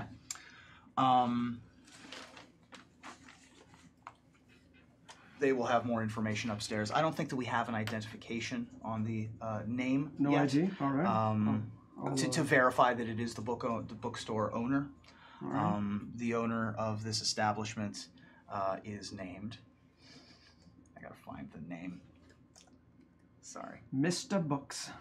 Mr. Bookington McSellar Book. Wordsmith. It's in my docs. Wordsmith Pagemaster.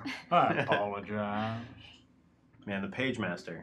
I thought that was such a good movie when I was a kid, and I sort of watched some of it recently, and I was like, oh boy, was I wrong. No.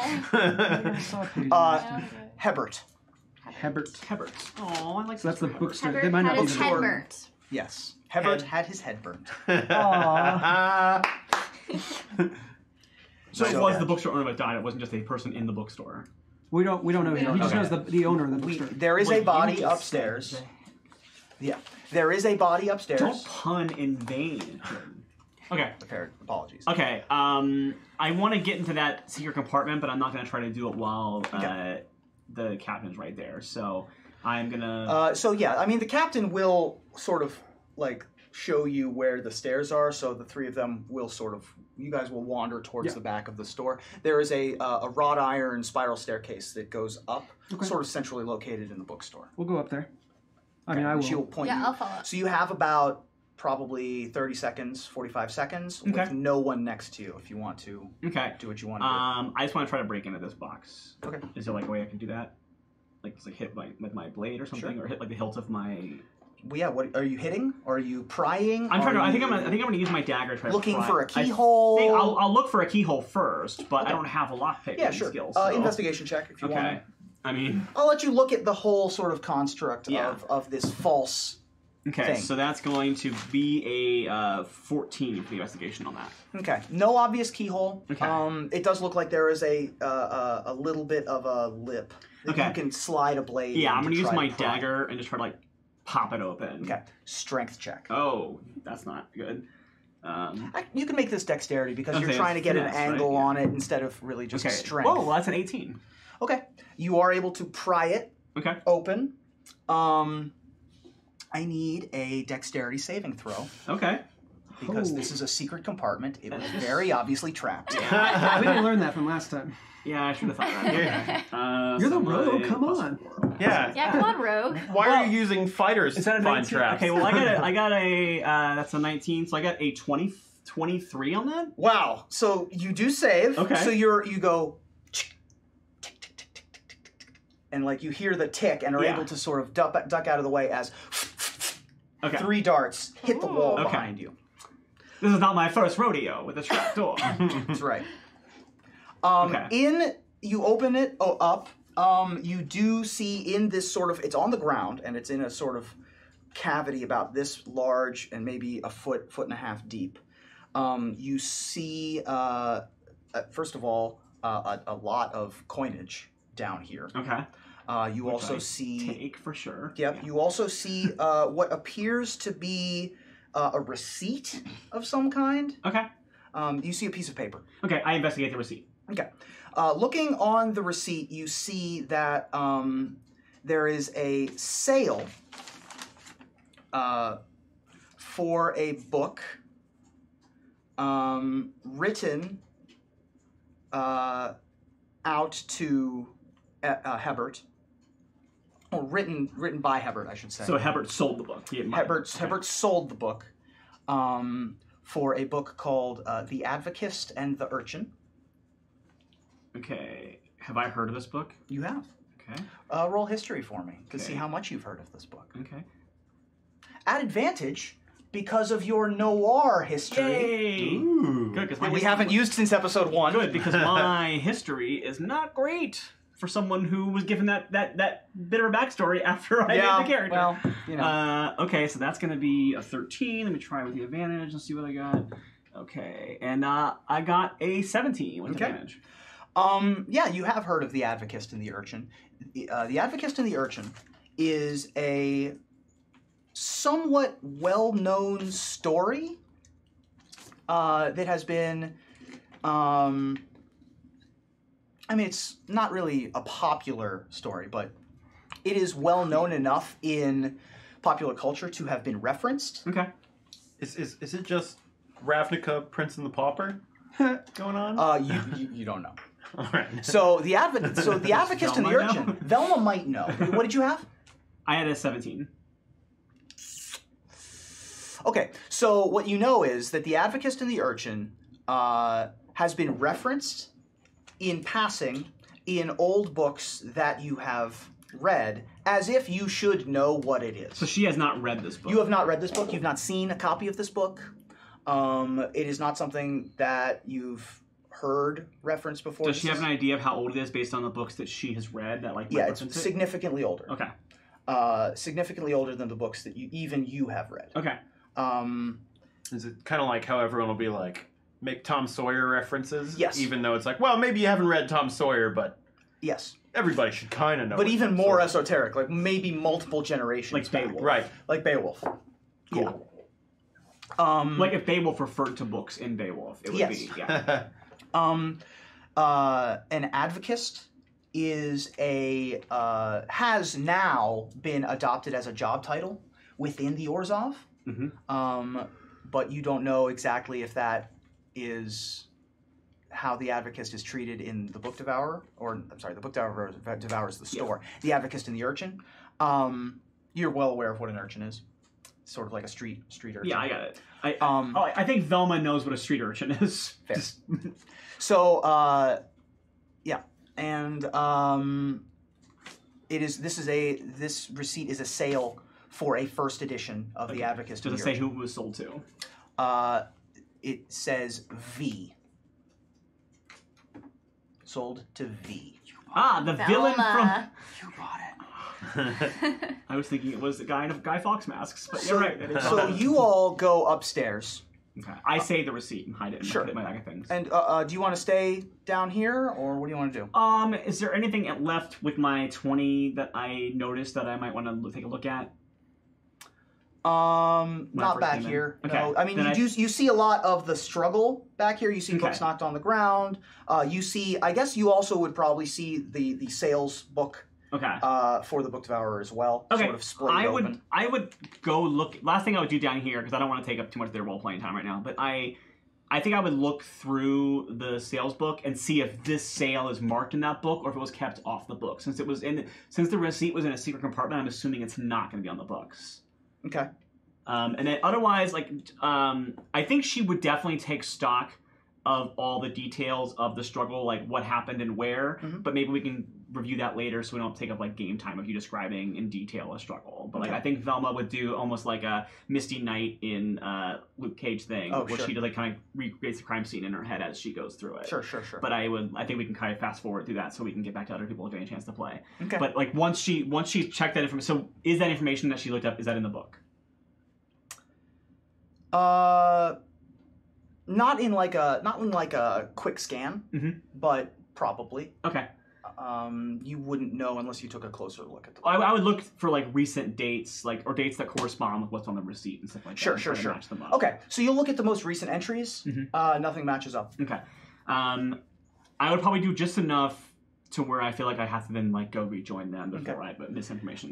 You also found the insurance slip, Yeah, right? I kept that. Yeah. So you will note that the insurance slip is for a stolen book. Okay.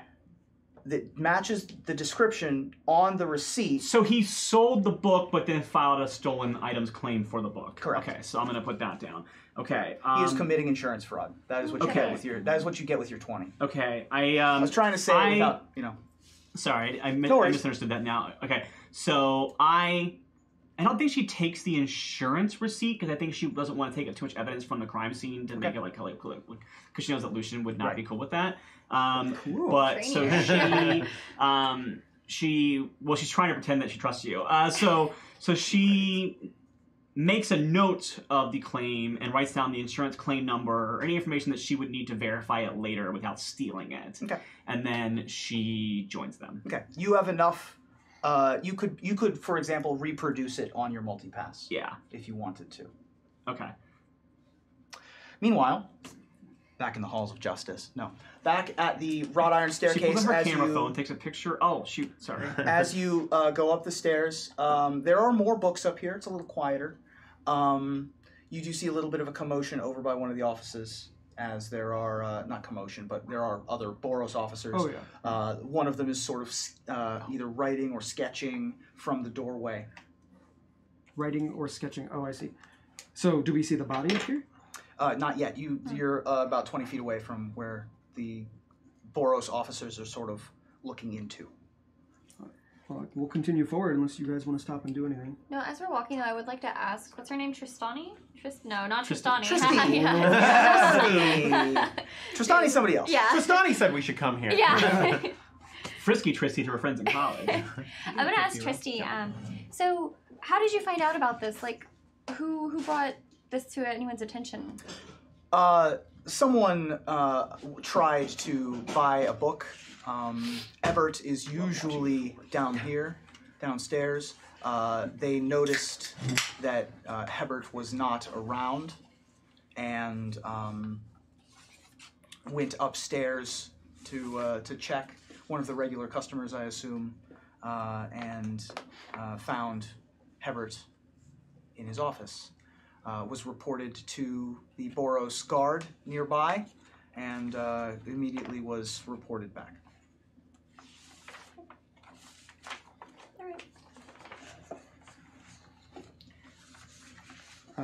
We'll move forward to inspect this body if we can. If we're allowed to. Okay. You walk up to the doorway. You enter the office. Inside the office, it is more of the same in terms of the maroon drapes, the dark wood. The only thing that's different, really, from the motif is the obvious and sad body of a human, old human, probably 60s, 70s, 80s. Tough to tell in the current state, as the remains of Hebert are in a corner, slumped against the wall, and the head has sort of been exploded out the back. Is there signs of a struggle otherwise? So there,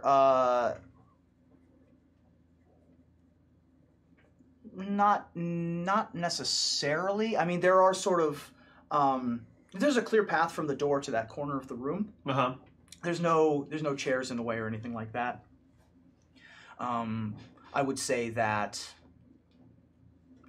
it appears as if this was during action, just based on the angle of where the body is. It seems like that whatever hit, like whatever exploded there inside their head. That it was burned instantaneous. Yeah, so he was like running or going towards that, and then correct hit it and fell over. Hit it and fell over.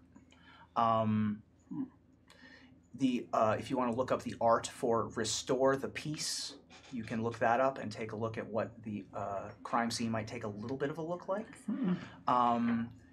There is the head is the body is sort of slouched, and at an angle the head is there is a trail of ash essentially up the wall a little bit, and there's a big gaping hole in the skull of Hebert. Magic, that's bad. Yeah, it does not smell good in here. The mixture of old paper plus blood and brain matter, it's not great. It's delicious. Speaking of smells, can I smell anything else? Like maybe who may have been here? Great. Make a smell check, which you have at advantage because of your keen smell granted by the Loxodon racial power. So your trunk sort of... What check is this again? What is your... So what are you doing? I'm just trying to kind of smell the air to see Sure. if I can? So this would be perception. Here, maybe you're doing perception because you're sort of trying to gain a big picture as opposed to investigation, which is a specific spot. Okay. What's your smell save DC? Yeah. 18. 18. Yeah. So you're smelling around the room, and see me like sniffing up against the books with my nose. Just yeah. Particularly around the area of Hebert. Yes. Having also done this same check a few days ago with Mookie. Oh, Mookie. In different environments. Obviously, one of them's outside, one of them's inside. Mm-hmm. One of them is a dryad, one of them is a human. But you can tell that both were done by a fire of some kind. It is very obvious that there was an explosion that happened here. But it smells different in some way. The fire is explosive in nature. It didn't look as peaceful as well, right? Because like Mookie's head wasn't blown out. It was just like incinerated from the inside. Correct. Yeah. Okay. There are many things that are different. It smells different. It looks different. Mookie was in a relaxed position, whereas this victim appears to have been done quickly. Can I ask Christie? Do you mind if I take a closer look? What do you mean by that? Well, there have been other instances of this, and I have gathered a little bit of evidence, and I'd like to gather some more, compare the samples. Hold on. What are you saying? I think I was fairly clear with what I said. No, you weren't clear, because you said others. We're aware of 2 cases now. This one and the Jess Karen's kid. I think Velma walks up as she's hearing that, and she just like shakes her head like, we had one job. There are others, yes. One other that I know of. And I'm willing to share this information if you are willing to let me take another sample. I'll let you take a sample if you share the information.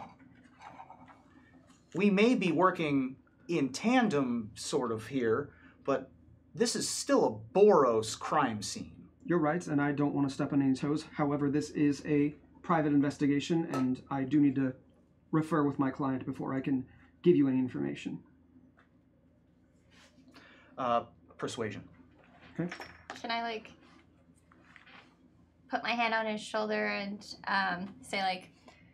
Shut up. Shut the fuck up. I don't know, something of encouragement, but casting guidance, essentially. Oh, okay. Sure. Okay. That's basically what I do. Make a sleight of hand. Don't tell the Boros anything about Add advantage, because you're doing it like behind the back, and it's fine. But sleight of hand. Sleight of hand. Okay. To cast guidance without Christie really noticing. Okay. And then you will roll persuasion once that happens. That's already good. Hot damn. Sleight of hand. -1. So a little less good. No. Elephant hands. I have advantage. You rolled 18. You have advantage. -1. Yes. Okay, Yeah, so cool. It wasn't a 17. -1. I just wanted to... Yeah. It was pretty... Ooh. Not that good. Oh, no. It's fine. Okay. And then this is... Woo! This is persuasion? Persuasion for me, yeah. So nat 20. Nat 20! Plus... If you want to use your guidance, you can, but... Persuasion for me is... so it's a 23 total. Okay. So she sort of eyes your hand as it's going over to Lucian. And then Lucian says... I am willing to share it. Let me just refer to my client, because it is a, like I said, private case. And I don't want to let slip any information that I am legally not allowed to give you. It would be more trouble for both of us, and we don't want any of that. She will eye both of you carefully. I just smile. And back away to the door of the room and speak to the Boros officers there. You're still in the room? No. Yes. I've actually kind of just been standing there like, because I don't super want to get pulled into what would probably lead to discipline. Mm-hmm. I think you're past so that. you're over closer to the desk, right? Yes. Okay, make a investigation check over by the desk. Yeah. There is also another Boros officer who is like sort of dusting around. I have just in general, while I'm still paying attention to what Lucian and the captain are saying, I'm also just kind of generally investigating the room. Okay. Like helping the other Boros officers. Okay. So I will roll my investigate, which is that's a 16. Okay. While you're over there with one of the other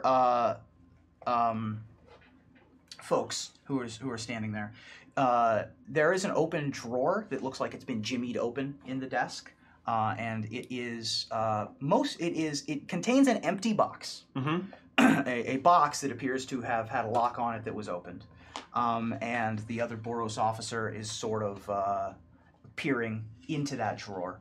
All of the drawers appear to have been opened. That appears to be the only one that's still open. This box. Did we open this, or was it like this when we came in? Nope, this was like this when we came in. We don't know exactly. This is a real nice box. I don't know exactly what this box is, but it's a real empty box. Yeah. That strikes me as this could be whatever it was they were coming here to get. Most people don't just show up and murder booksellers. Yeah, good point. I probably arrived up there by this point. Yeah, you're up there. Yeah, I mean, this is a weird box. I got to get the sketch artist over here to look at what this is. We don't investigate like fingerprints and stuff, do we? Do you have a fingerprint set? I don't think so. Do you have proficiency with fingerprints? I'm just saying. Well, he might not, but he asked at the other Boros. Oh, sure. Right. But I'm saying, like, would it be the sort of thing where if I picked up the box, they're like, what are you doing? Yeah. Oh, you're like leaving evidence, like tampering with evidence. Yeah. Yeah, are you like interfering with the active? Because I kind of want to pick it up and examine it. I mean, so the guy will say, I mean, we've picked it up and examined it and put it back. Great. So you'll reach in and grab it. But we do It's like, whoa. I mean, all right. I guess you checked out with Christie? Yeah, she said it was okay for us to come in here and help with the investigation. Okay. We're connecting this with another ongoing investigation. All right. I mean, yeah. Go ahead. I'll get the sketch artist over here to take a look at it as well. So put it up on the desk and we'll take a look. Okay, so I'll take it out and look at it, and I'll also kind of just like feel around inside the drawer to like see if there are signs of like traps that went off or like anything that would suggest that this was like a higher security item before it was stolen. Okay, so this box is might be metal, might be wood. Like it's very close. It is black. It is sort of artistically either carved or forged with vines, essentially. Yeah. If it's wood, it's like a really petrified, like hard kind of wood. Ancient box here. Very old. It is a long and wide box, but a little bit shallow. Definitely could fit a book. The lid of which it's like intertwining vines and very carefully crafted, but also if you look at the lid, the vines themselves are not really mirrored, but artistically done it is not random, the placement. As a Minotaur, you're obviously more familiar with mazes, and you definitely see that this is a labyrinthine kind of structure in the lid of this box. At the center of the box is the vines sort of combined together in a raised form to create a sort of a skull out of vines in the lid of this very finely crafted box. And is this a motif I would recognize of any sort? Boy, probably not, but go ahead and roll history. Maybe All you've right. heard something. Roll history at disadvantage, because this is way outside your wheelhouse. I got a 9 and a 4. And I think that 4 with my +0 on history is not going to do it. So it's very ornate. Lots of geometric patterns sort of in the skull weaving. It's creepy. Creepy as hell. But it doesn't ring any bells. bells. Doesn't ring any bells for you. Can I retcon one thing from earlier? What's that? When I left that trap door downstairs, I would have put it back where I found it, like the thing I popped open, and I would cast Mending with my cantrip in case I broke anything while I was popping it open. You have Mending? Yeah. Cool. That's great. I took that when I leveled up as my new cantrip. Awesome. It's a good. So, because our lockpick is a guy who breaks locks, I figured it was good to be able to repair locks. That's a good way to cover tracks. Broken. Exactly. So I probably would walk up now to Astaroth, and I would also take a look at this box that he's looking at. Okay. If he would let me, he might not trust me right now to look at things that he's got. So. Sure, I'll let you roll history. Yeah, you can. Okay. I mean, I just after I look at it, I kind of put the box back. Okay. Do I get any of my noir stuff on this at all? No, you do not get any noir stuff on this one. Okay, that's going to be a 13. 13. The motif of life and death certainly clues you to it is a Golgari design. Okay, that's good to know. Okay, and then for my actual, like what I'm going to start doing, what I want to do is, because I'm just arriving, but having listened in on the scene as you described it earlier, I want to do a history check again based on like what I've read in books, because this feels like it's not actually a conflagration scene to me, and so I just want to like pull because we haven't seen the Boros one yet, so I can't like say like this is how I've seen Mookie, and I understand that Mookie's death looks different than this one's death, but I haven't seen the Just Karen the Mevins Just Karen's one, so I'm only going to pull from what I know from the history that I've read about this original case. Excellent. So, that's going to be so that's going to be a 19. Okay. And then, I mean, try to roll again for the advantage just in case. Sure. And yeah, so the 19 is going to be the one I got. This is the history? Yeah. Basically, I'm trying to compare. This looks. I don't think that historically conflagrations. Is that how it's conflagration? Conflagration murders seemed like there was a struggle. It seemed like the person was just like mysteriously found dead with their head burned out. Yeah. And that's what happened with Mookie. So like, comparing that to this feels like someone made this look like they were doing something different. It looks like a conflagration, but it's not one. With your dice roll, that's exactly right. Yes. I win the game. I mean, checkpoint reached. Honestly, that's a good thing to have uncovered. That I thought might take a while. But, yeah, this is not what happened to Mookie. Yeah, when you said the thing about it being blown out the back of my head, I go, that's not a conflagration case. So that's why I wanted to double check that. Okay. So I'll still grab some of the evidence. Sure. I'll just rip out a piece of paper out of my journal and make a little tiny envelope and just scoop some of the ashes if I can, if there's any left in there. Sure. Yeah.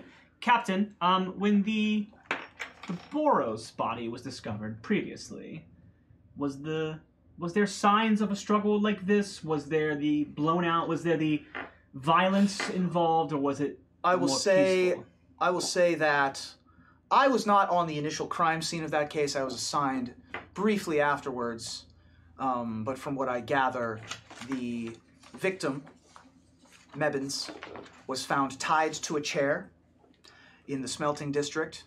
It was no struggle, but equally as violent. And when you went to the this is me getting to have some fun now. When you went, was there anything that you found in the Just Karen's home that indicated any sort of history with perhaps something that would have led to an attack? We've done a very good amount of research on Mebbins Just Karen's. He is a relatively well-known figure in guildless circles and for those who operate in the transportation business, as is the family business. And so obviously we needed to handle this with some amount of delicacy. The parents were not cooperative. I was not able to get further than their entryway. They did not want me in their home. Interesting. But Mebbin's remains certainly are still there. I imagine they will bury him in the backyard, as it were, with the rest of the Mebbins Just Karen's family.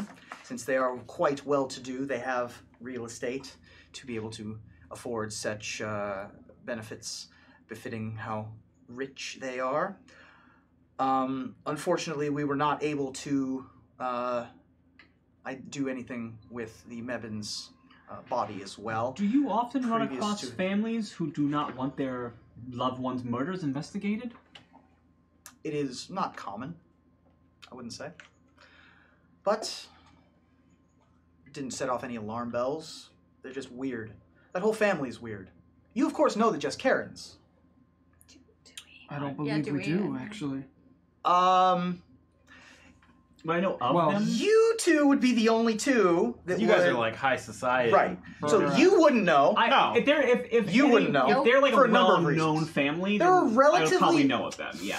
I would say they are well enough known that I'll give you a roll. Okay. And you can have a roll as well. What am I rolling? Just Perception. I guess this would be history. History. Okay. That's an 18. Okay. That is a... what does that do? I said you still have guidance. What does that do, though? Oh, you can roll a d4. A D4 and add 4 to it. I can Guidance go after is that, right? a If you want to. I'll stick my 18. Okay. You both recognize. Thank You were like, oh, right. Why didn't I think of that Same before? person. It's not a name that you would hear like Bill Gates, or it's Elon Musk, but it's a name that, you know, if you heard it, you would recognize. Like the Koch brothers. Right. Sort of like that. Maybe even a little less famous than that. Ruben Bressler. Just Karen's Enterprises. Property. Just Karen's Enterprises is one of the 2 largest producers of lighter-than-air aircraft and submersible devices. Do they make throppers? They do not make Thopters. Thopters are winged, heavier-than-air Okay. aircraft. They specialize in Zeppelins and blimps and hot air balloons, as well as Oh, your favorite things. as well Yeah. as submarines. Hooray! Oh, Okay. great. My I favorite love thing. flying. So if it floats, either in the air or in the water, it may be. It's one of the 2 or Okay. 3 big. If you like at the airport, you probably. It's possible that you rode on a Just Karen's Zeppelin when you guys took your trip to Precinct 3. Ironic. All right. Okay. They're like the Boeing family. Yeah. It's like if you met somebody named Stephen Boeing. And you're Yeah. like, oh right, of course His I head should. was melted from the inside out. Of course, just like that. All right. We have our leads. We have our ideas. We're looking into our prime suspects. Mebbins, of course, being a powerful mover and shaker in this world, had his enemies. And of course, being a bit of an eccentric, may have had more that we weren't privy to. The Just Karen's family has many fingers in a lot of pies. Who would be So- the enemy of a man who just sells books, though? That we don't know. We've just shown up here. Of course. Books are very valuable. Information is a commodity that is not easy to come by. Captain, we have we found something that might interest you. As one of the other Boros investigators will emerge from another one of the back offices. This appears to be coming from like a file room. Okay. Excuse me, I have to take this message, and she will walk over to talk to her person. Okay. You're probably close enough to Yeah, I'm gonna hear. try to get as close as I can, and I'll roll stealth if I have to like not notice me. But I'm gonna walk up to them and kind of just like, kind of just like roll stealth. Okay. That's gonna be I forgot my new levels.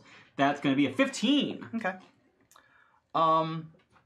Captain, we found some receipts from a few weeks ago, a few months ago. It seems that Mebbins Just Karen's was a frequenter of the Book Devourer. He's bought many books here. This might be connected directly. It might be connected to that weirdo that we were talking to the other day as well. The doctor or whatever he called himself. All right. hang on. Good to know. Thank you so much. I'm looking up a spell, so give me 1 second. Well, go ahead and continue. I'll come back to it. Did I notice anything when I got closer to get the ashes? Anything about how it was different, or From Mookie? I mean, clearly it's different because it's all over the wall as opposed to being a very simple. This is an explosion. Okay. This is there is no it's not as poetic as Mookie's scene, where there was just holes, and a cave. Right. But does it seem to me like that was done because of the amount of time they had this time as opposed to before? Roll an investigation check. Okay. While he's doing that roll, I can cast Detect Thoughts without making the verbal because it's a copper piece, which I have. Yes. And it's also a somatic. So while that guy is saying the thing about the weirdo, I'm going to cast Detect Thoughts and I'm pushing the thoughts towards me. Cool. And thumbing my gold piece while I'm doing it, so that who are you casting this on? On the guy who's describing the weirdo. Got it. Because I'm not going to go deep. I'm not going to do the one where I have to invade him and he has to make a saving throw. Yeah. As he's mentioning a person, I want to picture. You want to see what he's picturing. Yeah, so I can get an idea of who the person is, or did they? Yeah. Sure. There's a saving throw. There's not because I'm doing a surface level thoughts. Okay. If I dig deeper, he has to save. But if I dig deeper, then he also might know that I'm trying to invade. So. In the mind of this other Boros soldier that is describing the weirdo or the doctor or whoever that guy was, you see a man with wavy, long, curly brown kind of hair that comes down to his chest. Bits of gray salted in there. He has sort of one of the strands sort of dangles in front of his face. Pretty unkempt, but, also sort of slicked a little bit down. You see that he has a large overcoat, pretty unkempt, fraying, a little bit stained. He has an ornamental cane that he holds that is black with a metal handle piece that you can't really make out what the handle piece is, but he walks with a cane. He has a large, thick strap that carries a satchel of books at his side. He is wearing fingerless, perhaps fingerless, maybe just with lots of holes, gloves as well. And it's not someone that I recognize. You do not recognize. Okay. I almost want to put that Mebbins. Is it Mebbins or Mebbins? Mebbins, just Karens. You're a Boros soldier, right? Yep. Have you gone in for who's this talking? This is Christie. Have you gone in for a refit yet? No, ma'am. I've been out on a case for a little while. All right. Well, we'll see if we can get some refit for you. Go get the new cloak that we're giving folks, and one of the officers will head off. I got a 23 on my investigation. Of the body? Yeah. So you took a very close look at Mookie, and have now taken a very close look at Hebert. Right. What specifically are you looking for? To see if it's to me, my intuition tells me that this might have been a speed sort of thing because there was some sort of struggle here, whereas Mookie was just laying there, so it might have been something to do with that. Right. It seems more like a crime of passion sort of deal. Sure. Yeah. It definitely. So you can tell it's nice carpeting in here, even in the pool of blood that is around. Okay. You can tell that there are shoe scuffs that clue into a quick turn right near to where Ebert is lying. You can see that he has sort of fallen into the wall and slid down. Yeah. His clothes scrunch up in the back where he would have fallen into the ground. Right. This appears to have been quickly done. Okay. Is there an entry point like there wasn't for Mookie? Is there any sort of... It appears to still be using some sort of... using a facial orifice. There is more burning around the lips. Okay. In this case. I'm sure the evidence when I analyze it will tell me more. But okay, that's enough for now. Yeah. I think I have everything I need here, unless you have further questions or... I don't think so. So what were you going to tell me, investigator? Ah, yes. What was your full name again? Captain Christie. Captain Christie. And a location where I can send a missive. You can send it to Sunhome, the fortress of the Legion. All right. You can expect that in about 2 to 3 weeks.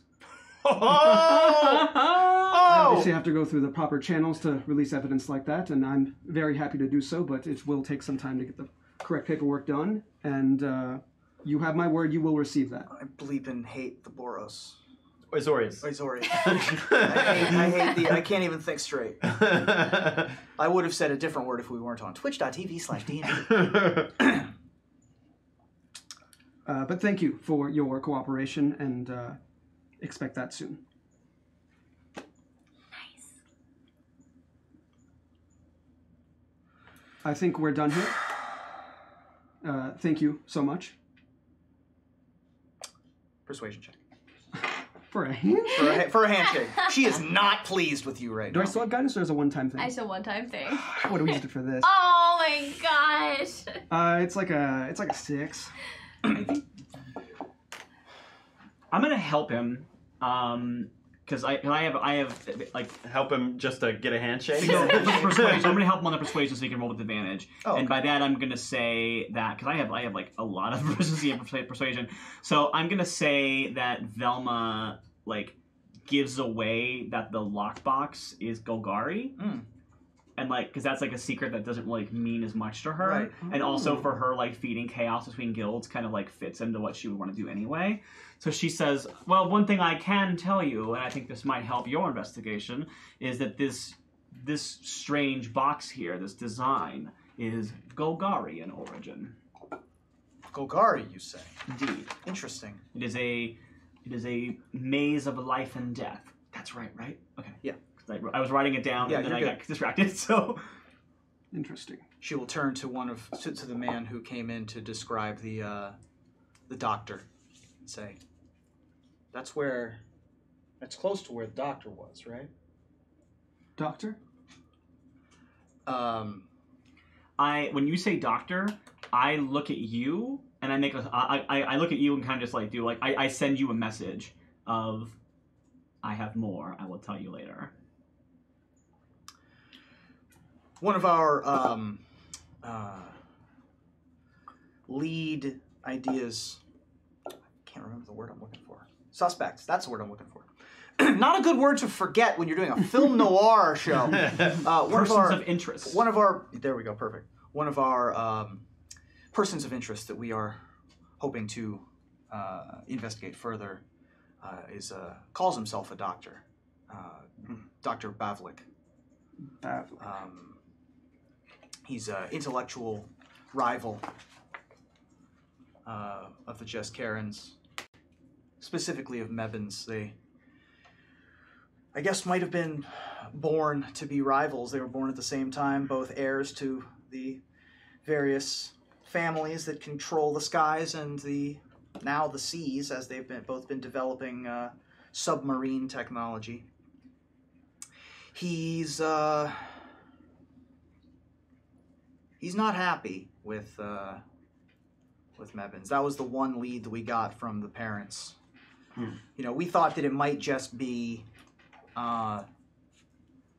corporate trying to get their rivals in trouble, but if the Golgari are involved, well, it's possible, because Bavlik has certainly been doing some amount of traversing down into the Undercity recently for some sort of project, I assume, and has been last seen down in that area. Hey, look, I'm no Wojak. I'm not one of the top tier investigators, but there's something that doesn't seem right about this to me. Look, I've been on my share of B&Es, and this feels like a robbery. It feels like they came in and were trying to steal something, and they had to kill this guy as an incidental. It's sloppy. It's all over the walls.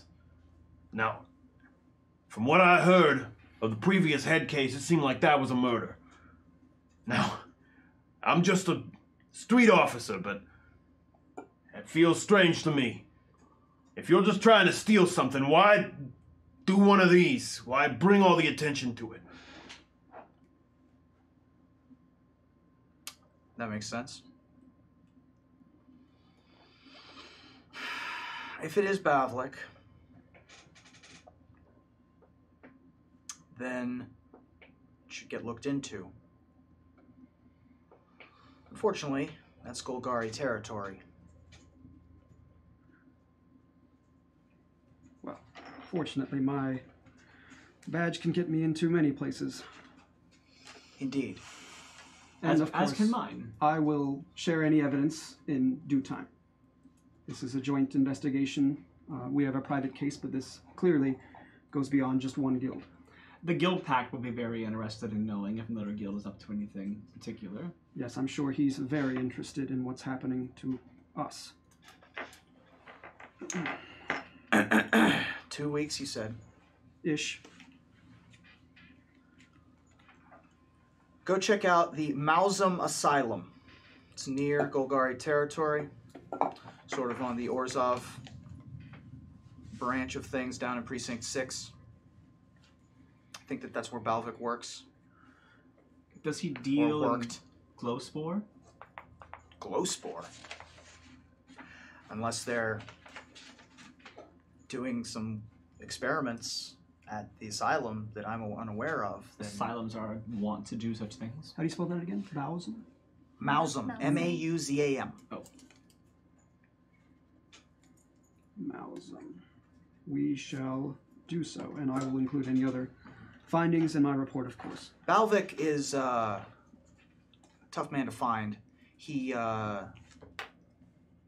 is the rightful heir of the Tazric family fortune and business. Tazric. But he's sort of taken a different path. So he's been similar to Mebbins, sort of been going in a strange direction. A path of dance.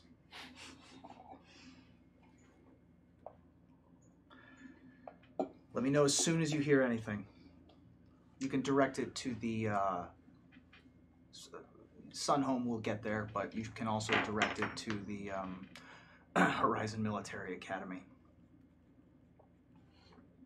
It'll get to me quicker that way. Understood. All right. If you're headed towards Golgari territory, I can suggest that a good way to engender yourself down there, especially with the Nav squads of the Boros that are trying to keep the Undercity at bay, is to perhaps join in one of their defensive missions.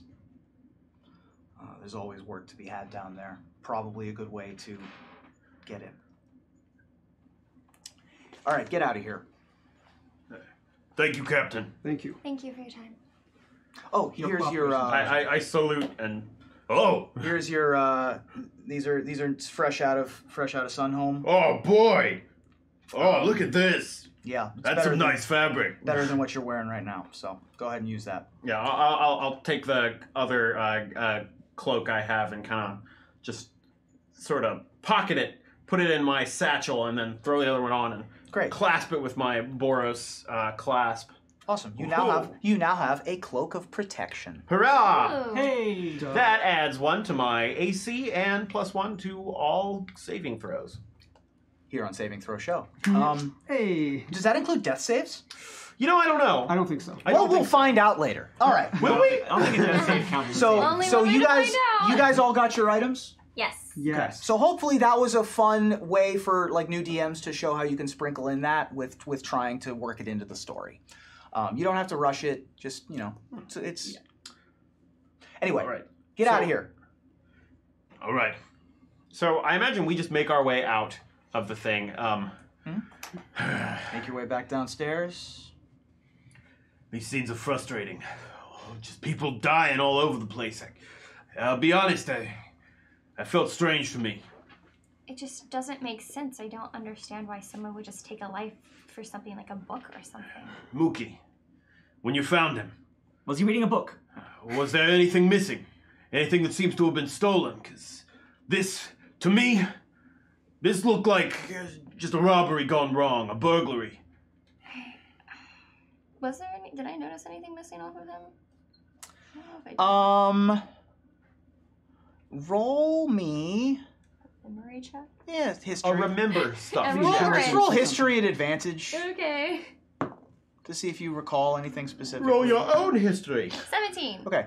Nothing that was... I mean, so Mookie as a dryad Yeah, he doesn't walk around with much. He had his staff that could sort of appear as vines in his hand. Right. And that was not with him. Okay. But that is also like in his arm. Yeah. You do not, or you have never been to Mookie's quarters, if he even has quarters. Yeah. Which you've never Mookie didn't really have like a room. No. At your Vernati. He just sort of was there. You've seen Mookie, for example, basically walk into trees. And then walk out of other trees. Just like, yeah, exactly. Turns out Mookie was a real drunk. Yeah. Just walking around in the trees. You've seen Mookie sort of meld into trees and then come out in another tree. Awesome. Oftentimes Mookie would... I mean, every time you saw Mookie, you recognized him, but there was something different. He was made of different plants. Man, Mookie was cool. He really was. Why didn't he stay? No, he didn't have anything on him that was missing. It was nothing. It was very peaceful, and I wasn't even sure he was dead at first. It just seems to me like getting to a high-level guild member like him. That's not the sort of thing that a petty thief does. Are we out of earshot of the Boros guards at this point? Sure. Okay. Yeah, you're back out on the street. You're on 10th Street. It's still late. Still late at night. There is less activity happening. Yeah. Street lamps are still on. There's still a large crowd around the bookstore. Okay. Maybe about 20, 25 people. I am going to reveal information to you, which is not something I appreciate doing, but I understand that there is a trust issue here, and I want to acquiesce to your need for that. And so I will tell you that in my investigation downstairs, while you were talking to the captain, I discovered that the bookstore owner, Mr. Herbert, was engaged in an insurance scheme. He had sold a book and then reported it stolen. And from what I understand, it was a very valuable book. It's a book that I have heard of, though I myself have not been able to find a copy of it. And for me to not be able to find a book, I can assure you means that it is very rare. So, I don't know if his assailant was involved in the insurance scheme. However, when a murder is occurred and somebody is involved in something, I tend to think that there may be a relation between the two of them. Oh, I hated that. Every second of it. Kind of lean over and give her like a little Smitty hug. And be like, oh, Make a grapple check. I knew you'd come around. She lets you hug her, and if anyone can see her from the front, she is not having it, but she's like fighting her disgust for it. She's still mad at you. Astaroth snorts a little bit and is like, If you think trust is something you buy with little bits of information, you've got a bit of learning to do. But it'll... Your literal request for me in the alley was to start telling you things, and I am telling you a thing. I don't know what you want from me. Okay, let's focus. Thank you for taking a step to make amends. And what do we know now?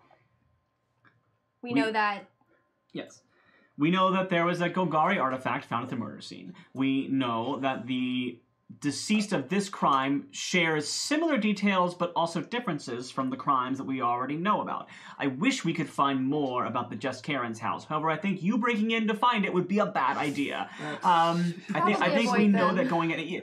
what we know You've is already been convicted, so yeah. you might as well... No, I'm kidding. What we know is that the Jess Karens won't even let the Boros investigator into the home to investigate the crime. So even the Jess Karens want something covered up. We know that a possible suspect in the case is... Well, because yeah, you're good, you're good. She made the captain say... So she specifically said that she didn't want Boros activity? Never said she Azorius. Didn't want gilded... They're an ungilded family. They don't want the guilds involved. Sorry, I guess sorry for my semantically... Sorry, that. I apologize. Yeah. The family does not seem to want the guilds aware of what's happening with them. We know that. I describe the Bablek doctor to them in more detail. We know that a man meeting this description, Dr. Bablek, is there. Basically any information that I I'm giving them most of what I know. Okay. Do you tell us that it doesn't look like the conflagration? Yeah, I said that kind of in the room too. Oh, okay. But yeah, I was getting to that when that happened. Yeah, so I'm somewhat familiar with the conflagration, and I did see the way that your friend was taken from you. It felt peaceful, and this felt violent. This felt angry. This felt like rage was involved, and I don't think... Now, it's possible... I wish that I could find... I wish that I could see the Just Karen's murder to see if that matches this murder. Because as far as we are concerned, these two could be the same and yours could be different. But the interesting detail is that if someone did stage this murder with the intent of making it look like the conflagration, that means they are aware that conflagration murders have been happening over the last couple of nights. Yes. That is important information because... Who would know that information, but also be able to stay off the radar? Well, DM, I'm asking you, who would know? Yeah. Tell us. Everything you've said that's good stuff. something I don't think we can afford to forget is that your people are going to be coming after us. They were able to find us in the bar, they're going to keep finding us. Now, if you know something we can do about that, because as far as I know, we haven't broken into any Just Scaring estates. It's true, I have not been near it. Although I'm not against the idea. No, we can't even go near there. But I believe if I go to them, possibly with you with me, as a sort of peace offering to say, here's the evidence I have.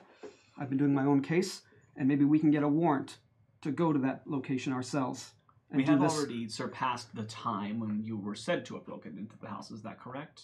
Well, I didn't get the correct information or the We did leave in a hurry. specific But there was something information. when they came in and said, like, you're going to be guilty of breaking into the house In the tonight. very near future. Okay, sorry. Yeah. Now, that could mean tomorrow, that could mean a few weeks from now. I don't know. But there's only one way to find out. I need to go back and get this information and at the same time clear your name and give us a little more legality to do this the right way. So our options are to go back and risk exposing ourselves to a possible cover-up in action, or head deeper into the mystery and head towards the Golgari territory and find out more about this doctor. I also have evidence I need to analyze, and might be someone who can help me with that. There's also the place where Mookie was buried that had a very foul and unnatural smell. Indeed. Look, Right. I think there's a lot we got to investigate here. This is why I've not been dropping anything else. I'm just like, all right, here's all this stuff you have to go do. Go do it. But if we're tailed Let's by the just give up all Azorius of it. the Seems entire chill. way, Let's go Let's just tea. go- Tea sounds great. I right would now. like some tea, yes. Yeah, you also, so you have all of those choices. You have go see your friend at Prism University. Right. You have go to the Golgari territory, which was suggested by Christie, and lots of things are pointing in that direction. You can go back to Boros territory and try to figure out more Just Karen's stuff from the Boros, or you can go to the Just Karen's estate, which is ungilded, obviously. You can go back to Celestia territory with Mookie's burial. Lots of places to visit. well, all I think is that if the Azorius are going to be tailing us the entire time we go anywhere, we're not going to be able to get anything done. That's not to mention even the dead reveler and all. Oh, I think things associated Velma with all knows that. that's going to be tabled for now, so she's letting that slide. Blue, is there any way that you can get the heat off of us from your people? I believe if I show them my evidence and make a case for us, I think I can. Think they'll be reasonable enough? I think I have enough clout and power that I can make this work, yes. It Are is you a risk, able but to communicate with your guild without going all the way back to New Prob? Is there like an outpost or a regional office or something? I can send them a missive, but those can be intercepted quite easily, it seems, and I think it's better if I do this face-to-face, to show them I'm not a rebel. Is there a way to do this? I don't think without- anyone doubts that, but I'm very fine. Is there a way to do this without revealing too much information about Mookie? I will see what they feel about my case first without revealing any pertinent information. Okay. And then I'll go from there. You are technically my client, and I don't have to reveal anything. I believe there's a clause in our contract for that, so we should be all right. But So what are you doing? Well, I think dealing with the Azorius who are trailing us is probably the most important thing. Yeah. So I would support if we are going to go back to New Prov and, like, Deal with figure out what the charges are and what's happening and try and find a way out of it. Yeah. Right? Okay. That's where I'm leaning. I agree. Okay. Yeah, Velma, I think Velma can be swayed by we're being pursued by someone and they're always looking over our shoulder. I think for her, I think even someone who's good at moving stealthily as she is, because she's traveling with you and can't always rely on that ability, she would be swayed by that as well. I also think Astaroth realizes that the like deeper we go into like fighting the Azorius, the like more we're gonna lose Lucian as a ally in this whole thing. I think Velma at this point too is playing a game of like trying to win your trust back. So she's like letting you have an inch at this point to try to like take a mile later. So Astaroth's right. We can't run from them forever. They will catch us. They usually always catch who they're after, unless your name is Bellerin. But other than that, they usually catch who they're after. I do want to make sure that you have a contingency Bellerin. plan in case the people you're speaking to are part of the cover-up. I don't think that'll be possible. Well, but, that's when they get you. well, I have complete trust in my guild, and that might be blinding to me, but that's why I have you there, another set of eyes, and we'll deal with it together. I believe that before we do this plan, we should rest. We have been up. It has been a long night. We have spent a lot of time in the casino and at this crime scene, and I believe that we could all use a little bit of. We could rest and be more in our facilities before we approach any sort of situation. All right. We can head there first thing in the morning. Sounds good. Here on the Tin Street, there are a number of inns and taverns that have rooms available. Are you looking for anything particularly? Are you looking for upscale, mid-scale? I don't have much money. Velma has money because she just robbed 2 places together. Right. I think that Velma would look. Sorry, I didn't mean to interrupt you. No, you're fine. I was gonna say, are there any Selesnian places? Because as part of the Selesnian Guild, part of the feature is me and anyone that's with me, they trust, and so they will give us shelter from people as long as there's. Sure. Make an investigation check as you look for a Celestia-friendly bar. Celestian hostel. Yeah. Celestian hostel here on the It's a hollowed out tree. on the Tin Street. Come on in. It's What great. check is this? How far away from that Just be albino? investigation. Oh, that was on the other side of the Red that's Waste, right. wasn't it? The albino place. That's far from okay. here. Yeah, I forgot that was on the other side of the Red You Waste. said investigation? Investigation. Yeah, you guys are in the 4th district right now, or 4th precinct right now. That's a 10. 10? 10. Okay. I mean, it takes a little while, but as you walk past, you are able to identify one location called the Rest in Peace, Okay. which is sort of a fanciful, like flavored, like tourist trap kind of place. That doesn't have a graveyard. Yeah, I was gonna say. I mean, it is like spooky themed. Is this run by the Undertaker? Right, exactly. But the person that you see working the desk appears to be a Celestian wood elf person. Great. All right, well, we'll go in. Excuse me. Oh, hi, how are you? I'm good. How are you doing? I'm doing very well. Um, Are you? We don't see many. Yeah, I'm actually pretty far from the conclave right now. Oh. Me and my friends are pretty tired, and we're looking for a place to stay for the night and where we could not be disturbed. Absolutely. Welcome to the Rest in Peace. I'm sorry for the, it's probably not what you're looking for, but it's nice. It's fun, right? Absolutely. It's fun. All right, I'll get some help for you. Do you have any bags or anything you need? Food would be great. Oh, I'm hungry. There's no restaurant in here. There's a number of places around nearby that are very, very good. We can order something in if you want. I think we'll be fine. I think as long as we have a place to stay without being disturbed. Okay. Should be good. Ben, a centaur, will approach. Different centaur than the one from before.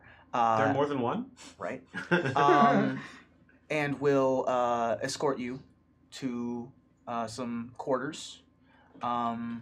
Each room has 2 beds. You want 2 rooms? That's That's fine. Yeah, considering that we have a Loxodon and a Minotaur in our party, I think having enough beds for everybody is a good idea. And you you guys will decide who is in whose rooms. We'll say that you guys are able to find a meal, before you guys go to bed, do you want to do anything? Velma's going to investigate the room just to make sure that she feels secure before she sleeps there. Okay, sounds good. Next we'll do a boys' room and a girls' room. Sure. It's up to you. But split the beds, so we don't share. Yeah. Yeah. Oh, right, yeah. Natural 20, so Nice. if there's Our anything room might be threatening a in little this room, I have cramped. seen it. Nope, nothing threatening. It's The just murder in your a... closet's like, oh, It's right. just a nice- You found me. Yeah, Oh, exactly. there's always a guy at the hook in every closet. Right. There is the equivalent of the Celestian, like Gideon's Bible. Yes, Running to the there beds. is. Yeah. Literally, actually, Gideon's Bible. Yeah. You are. Has Gideon ever been to Ravnica? Doesn't. Oh yeah, he has. He was champion of justice. You make a thorough top to bottom scan to make sure there's no listening devices. It's like you in check Munich the where lamps. Eric Bana, or like in if y'all have seen Bad Times the El Royale, like John Hamm just like goes through everything in that entire room to find listening devices. Yeah. And, Does not seem to be anything nefarious here. Okay.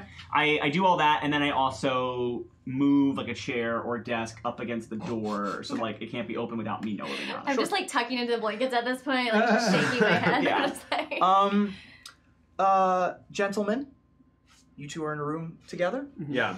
Would you like to do anything? I think after I'm just about ready to go to bed, I want to sit down and talk to Astrok and just say, what do you make of all this? I don't know. I think I've never felt that much tension from the Boros. There's something they're hiding. They wouldn't tell me much about it, and I think the only reason they spoke to us at all is because they knew that they didn't want to draw any extra attention from the Azorius. As far as Velma goes, I think there's more being hidden than we know. She's trying to get our trust back, but it feels like she's throwing treats at us. Like we're a dog that'll come lapping back. After that stunt, I don't know what to think. I just don't understand what would compel someone to pull a knife on someone that is in their own guild, presumably. I just think we need to be careful.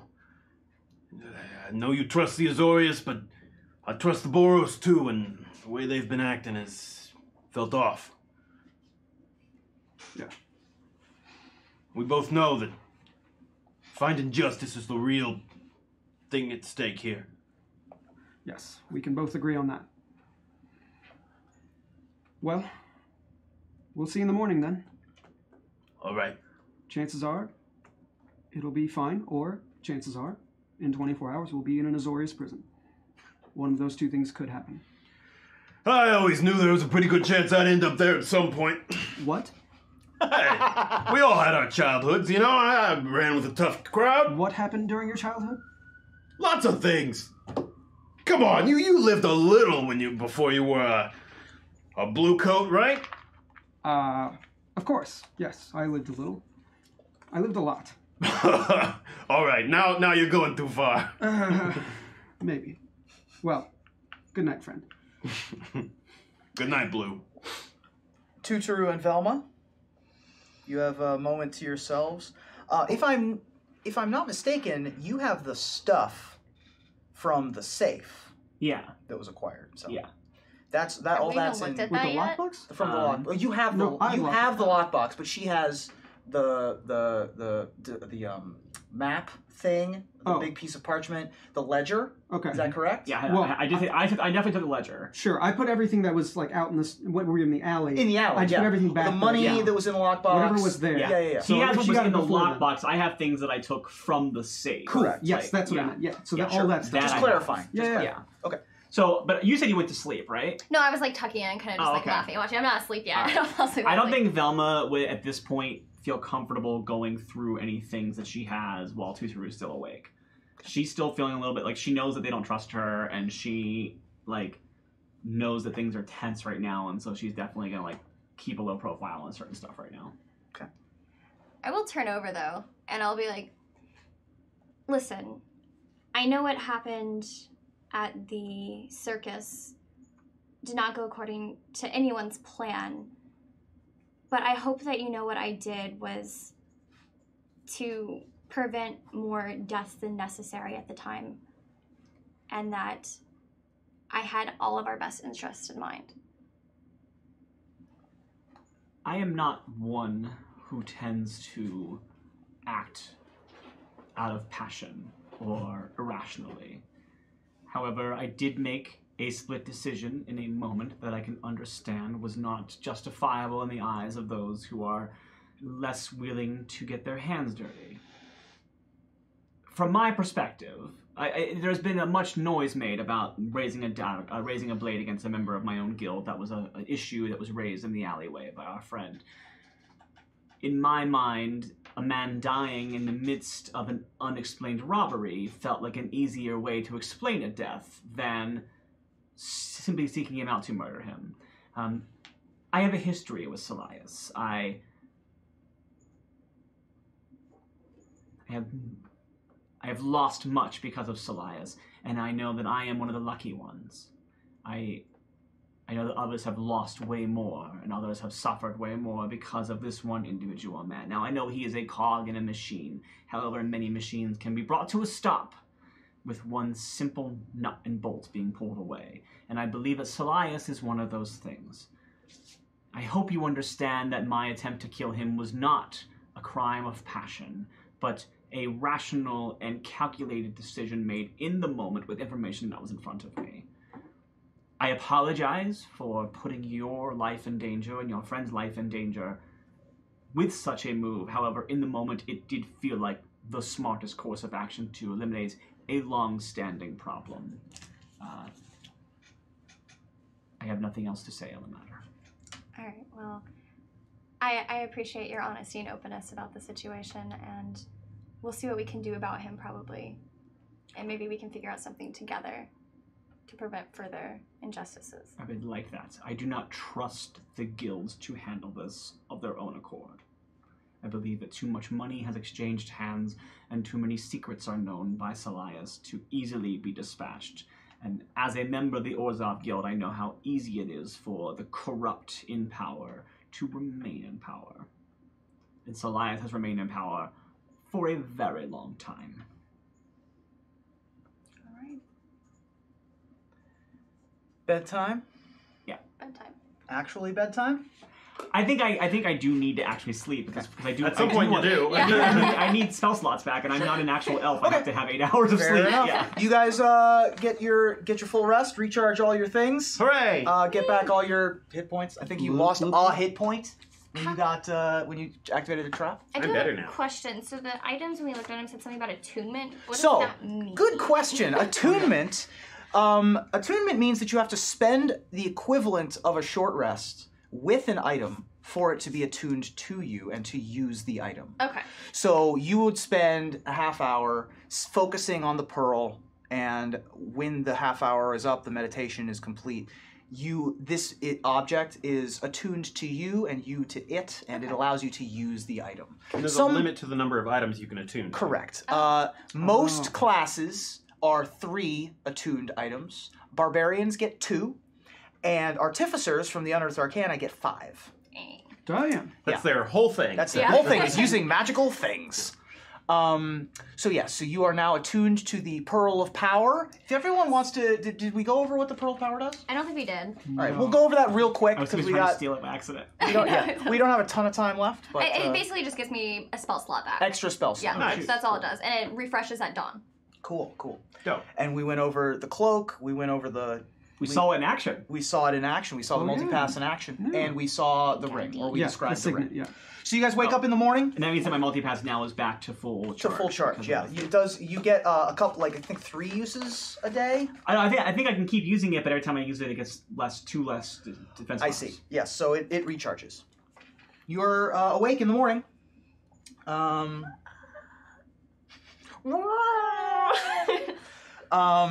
And you have the day. What would you like to do?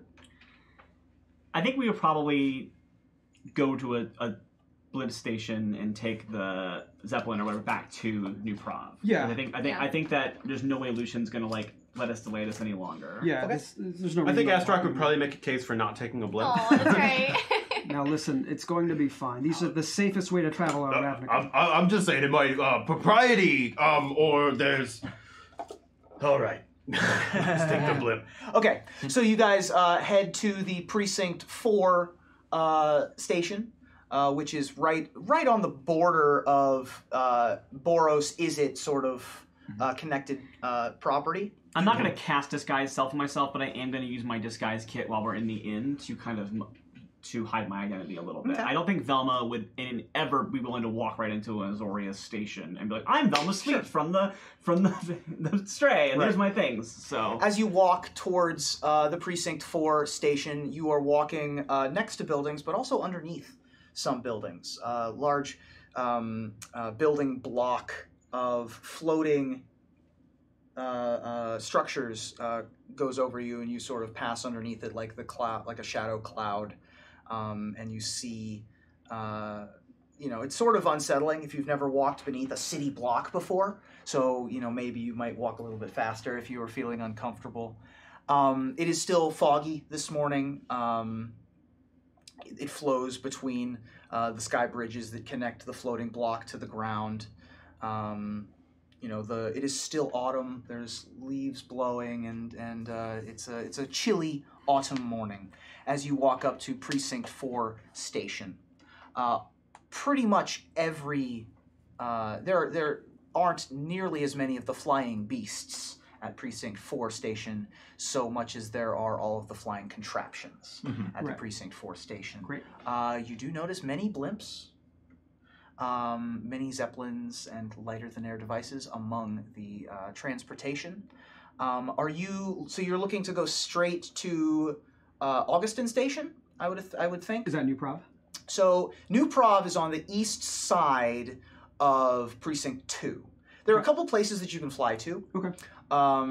There isn't a station directly at New Prov. Okay. The airspace around New Prov and Old Prov is restricted magically. Sure. That makes sense. So you can go to Augustin Station, which is the... So in an earlier episode, I said that the Millennial Platform was the central hub. I misspoke. Oh. Augustin Station is the central hub where you can, that's like the main international airport where you can fly to the other guilds. Okay. It's kind of right between guilds 1 and 2. Right between guilds 1 and 2, very close to the Generous Stray. Yeah. Okay. In fact, I think that Velma would head back to the Generous Stray while they're going to New Prov. I don't think she would want to be anywhere near New Prov while they're doing this. I think she trusts you, but doesn't trust your guild. Possibly. Okay. The other option, of course, is the Millennial Platform, which is the place where you can turn in your token to get the free ride to the Millennial Platform from Augustin Station. Millennial Platform is someplace that you're familiar with, as it used to be someplace you lived very near to. Okay. And also, you've done some work in the area. It's sort of stationed right in between Precincts 1, 3, and 4, sort of like right on that point. Okay. It's a fancy place.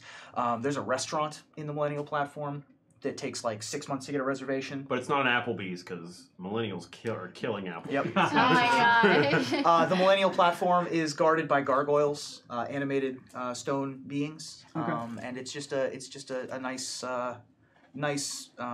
place. Okay. So you guys are going to fly specifically to Augustin Station? Well, if you're telling us that you're not coming to the Azorius ones, which it wasn't mentioned that you were part of our group because of there illicit is piracy, I guess there is. You could take a more direct route to Precinct 2, which would land you nearer to New Prov, but not by much. And honestly, and if you weren't going to New Prov, even if we don't go to the Generous Stray, I don't think Velma would go with you into New Prov. I think that she would at least hang back because they said no one knows that she's traveling with you, and she wants to keep it that way. Makes sense. Velma, I know you're wary of the Azorius and even the Boros, any authority like that, but this might be your chance to tell your side of the story about Solias and get the ball rolling. If you are there as a witness to the crimes that you've been, what's happened to you, it would serve your story better because I can only do so much from what you've told me.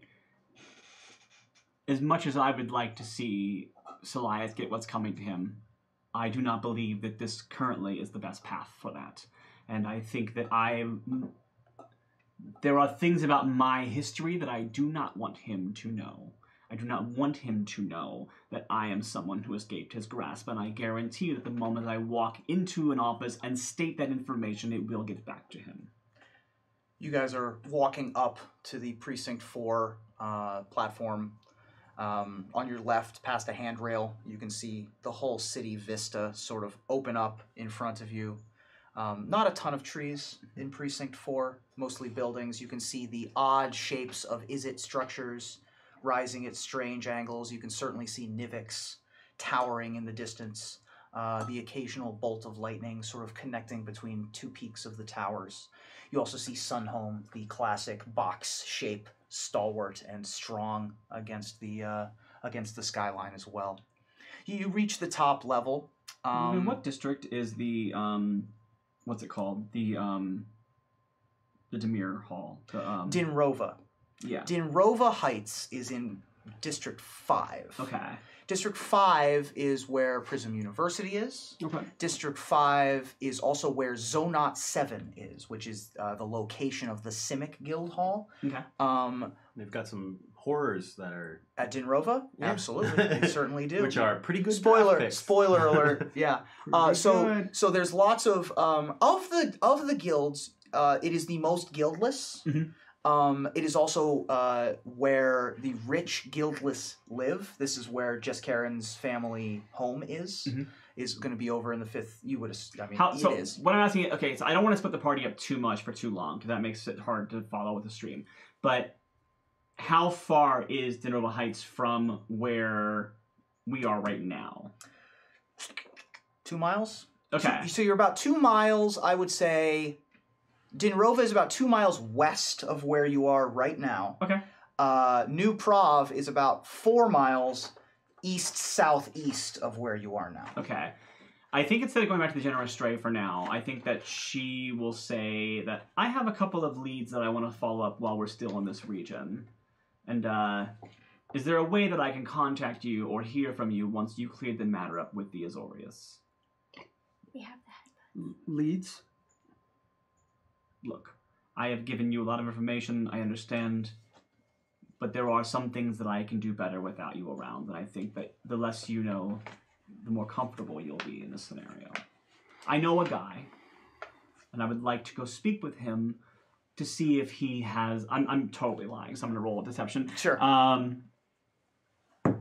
right, so I have 18 plus 8, so that's going to be... That's 26. I just rolled a 26 deception while talking to you. That doesn't mean you have to believe her, though, right? Well, but, I mean, like, is there a... It's not a convince roll.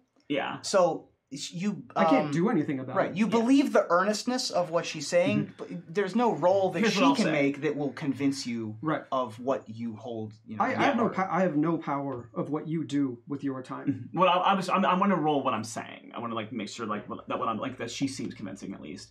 I know some folks who know some Golgari.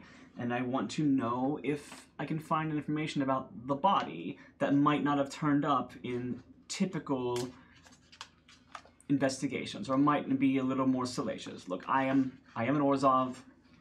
We sometimes deal in information that is not as public. We have our means. We do have people who run casinos. We have people who run syndicates. Occasionally information falls through the cracks. If an Azorius walks in flashing a badge, they're not going to give it to you. But if I walk in, as a member of my guild, of someone held in regard, they might speak to me. So I'm giving you this chance to go and tell your guild, and I would appreciate you giving me a chance to speak with mine. Do as you wish. I don't control your comings and goings, but I will say that the next time you pull a blade, I will not be there to defend your actions. The next time I pull a blade, no one will be there to stop me from finishing my job. You make it to the top level of the platform. Lots of flying devices up here. Where are you purchasing a ticket to? I think if it's only 2 miles away, I don't think Velma would purchase. I think she would. I think instead of going up the platform, she would have headed off towards. Sure. She kind of. I actually said, You're going to speak to your guild, I'm going to speak to mine. Yeah. And that was her... Yeah. So she's heading off to Dinrova Heights, but she just said that she's going to the Orzhov. That's fine. Instead. So you will... and you all are Splitting the party? Well, we're going with him. Yeah, they're all going with him. I can't imagine. I'm sorry to split the party before we break, but I just know that Velma would never walk into an Azorius and identify herself. Sure. And like. And okay. You would still have the earring? I do, if we need it. Yeah. Sure. All right. You do not know the range on the earrings, but out of character, I'll just let you guys communicate. Just because I want there to be some amount of communication. Makes the game easier for me. How about this? Instead of doing that, because I don't think that Velma would trust the earring because of Feather's connection to it, what if we make a deal to meet back at this station at this time tomorrow, or at this time at a later point, or something like that, so that we... Because I don't think Lucian would trust the earring either. He took it out as soon as we left the thing, so... Yeah, but it's not... Sure, that's fine. Well, we don't necessarily know we're going to be able to come back here. I will send. We will send a message of some sort if we are unable to make it. Great. All right. All right. Okay. Until we meet again, Velma. Indeed. The three of you will get onto a Jess Karen's brand blimp. And it blows up and you die. Sorry. Right. All three of my stomachs turn the entire time. Sure. You get onto a state-of-the-art, lighter-than-air transport vessel headed straight for Augustin Station. Yeah. Velma, you are on the ground. You walk to... you begin walking. What are you doing on the way? You doing anything? Well, I will probably roll a stealth just to like see if I can walk. Now that I don't have a loud and official party with me that like distracts from things, I think she can probably move a little more unseen. So I only so that's going to be a for stealth. That's going to be a 13. Okay. So I think she puts her hood up and I think she starts traveling. I mean, I don't think Velma is a secret to traveling. Of course. Yeah. I mean, a stranger to it. So you're walking, lots of residential neighborhoods, lots of. If she's been to that bookstore, I think she knows this area a little bit. Yeah, but you're also walking across to Dinrova. Yeah. So it's a bit of a walk, and you have some time to yourself.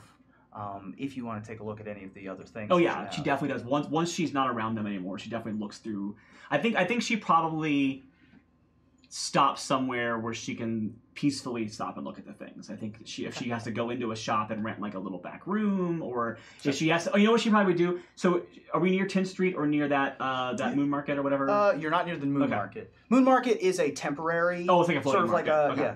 So are we near 10th? Will I cross 10th Street? Once I cross 10th Street, I will find a merchant that I am familiar with, and I will arrange to have a safe spot to look at things. What kind of, are you looking for just like a coffee shop to set up at, or a bookstore? I want a little more privacy than that, so maybe someone that would have like a back room or a book. Like it's going to be someone Demir affiliated.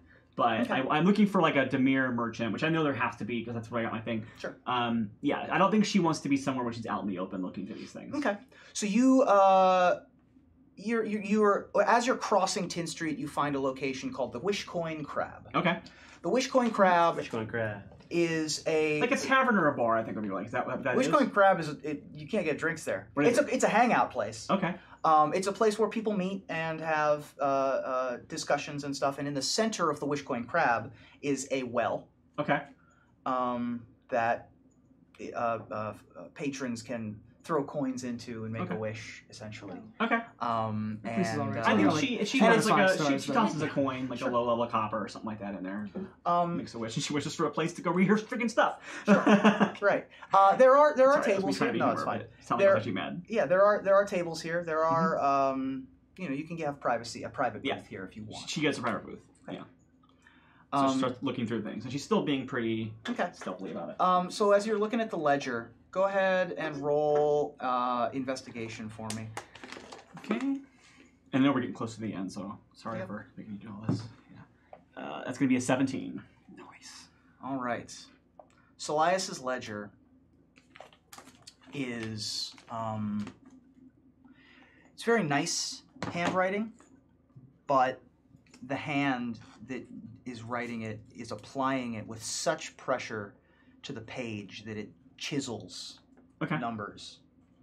onto the white columns. Very clear demarcations, as if, you know, trying to make sure that these numbers are what they are. Okay. Contains only numbers, the ledger. Letters have been excluded. There's no page headers. Okay. Line items are demarcated only by a number string. You recognize what a profit margins book looks like, though. Okay. You can tell that there are lots of profit margins for, I mean, you run a business that sells alcohol. Yeah. You know what that looks like. So you see profit margins for selling alcohol in certain columns. On an adjacent page, though, you do see much greater margins. Mm-hmm. So the numbers are sort of in a cipher. You're able to crack the cipher enough to note that these are also a product of some kind, potentially illegal, potentially more potent product than just pure alcohol. Mm-hmm. I mean, she knows he deals in human trafficking, so does she assume that these are... So that doesn't look like human trafficking. Okay. That looks more like glow spore. Oh, okay. More reason for her to hate him. That's cool. Right. On a different page, you do spot some number strings that lead you to believe that they are specific cases of who owes money. Okay. And who owes what. Ooh, I like that. Appears to be indebting people at a very young age and making money off of them for decades. Mm-hmm. And with your role, you do also note that he is visiting a place called the Crossroads Orphanage on occasion. That's what you get from the ledger. He's gonna get elephant. Smushed. You don't know that yet. You have to, yeah. I mean, she knows that he's been visiting her orphanage. Sure. Yeah. Do you look at the long? Oh, I look at anything I can look at. I don't want to take up too much of your time, but I would look. Is there anything if you want to move on to them for the end of this game? We'll just look at one more thing. Okay. So you do have the long parchment. Yeah. You're gonna open that up. Mm-hmm. This appears to be. I mean, it's blueprints. Okay. The device appears to be like a large iron keg on its side with like spider arms. Okay. Okay, if Will Smith and Kevin Kline show up, I'm gonna be real mad. Doesn't look like that, but it does look like it does look like it's a keg, and it is there's a label that it says that it is a submersible device. Okay. So it's connected. Okay. So you three. Is there any before we move on? Is there anything connected to it, like Just Karen's or that other company, the Bavlik? Yes. I forget what the last name for Bavlik right now, but yes, the Bavlik wasn't the last name. That was the first name. Bavlik is a first name. Okay. And then for now, we're going to say it's the last name that guy. It's the last name. It's the last name that I said earlier that I have somewhere in my notes. That and put a circle around it. Okay. So it is not a Just Karen's device. Okay. This is the other company. Okay, cool. I will let you finish with them, and if anything else you might want to tell me later, we can discuss off mic. We can have it for you three, flying through the air with the greatest of ease. Oh, the humanity! Making your way from Precinct 4 over the Rokarik Pavilion, across past the Millennial Platform, slowly drifting. You have some time to have a conversation, if you so choose. Lucian, we're trusting you here. As far as we know, we're gonna get off this thing and they'll just immediately arrest us. It's certainly a possibility, but let's hope it doesn't come to that. Like I said, my parents are high up in the Azorius, and hopefully they won't make a scene out of something that will look bad on them. But I am a well-respected law mage and investigator, so they will hopefully take my words with more meaning than most. But we'll see. I can't make any promises. They are the Azorius after all, and I do know our reputation. Tutoru, I know you're the one that they came to arrest, but we're all going down with you. If they try and arrest you, we're sticking by you. Right? Absolutely, yes. We have not done any crimes that are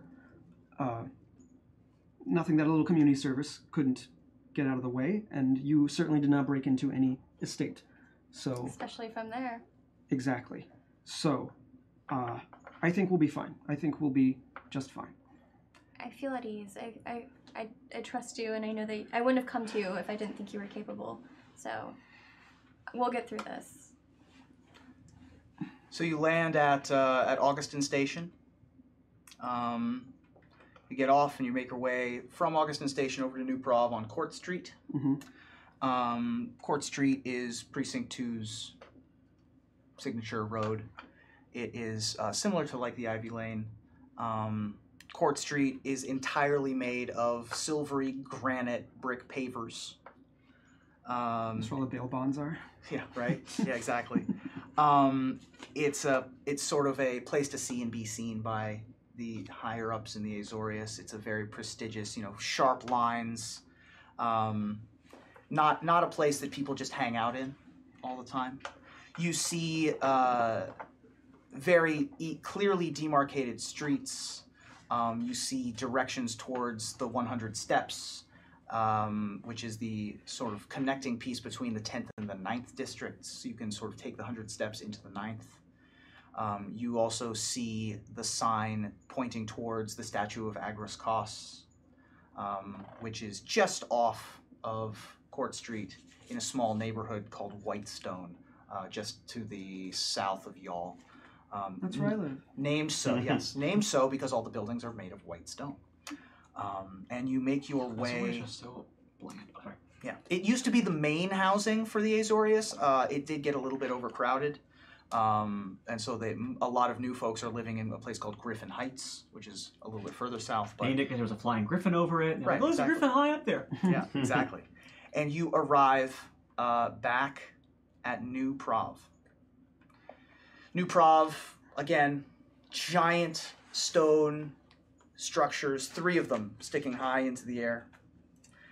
The Jelen Tower, the Laev Tower, and the other tower that I didn't write down. Sova, there it is. The Sova, the one we do the not Jelen, speak of. the Sova, Maria. the Sova, yeah, the Nina, the tower. Pinta, and the Santa Maria. So you see all 3 towers as you approach New Prov. Okay.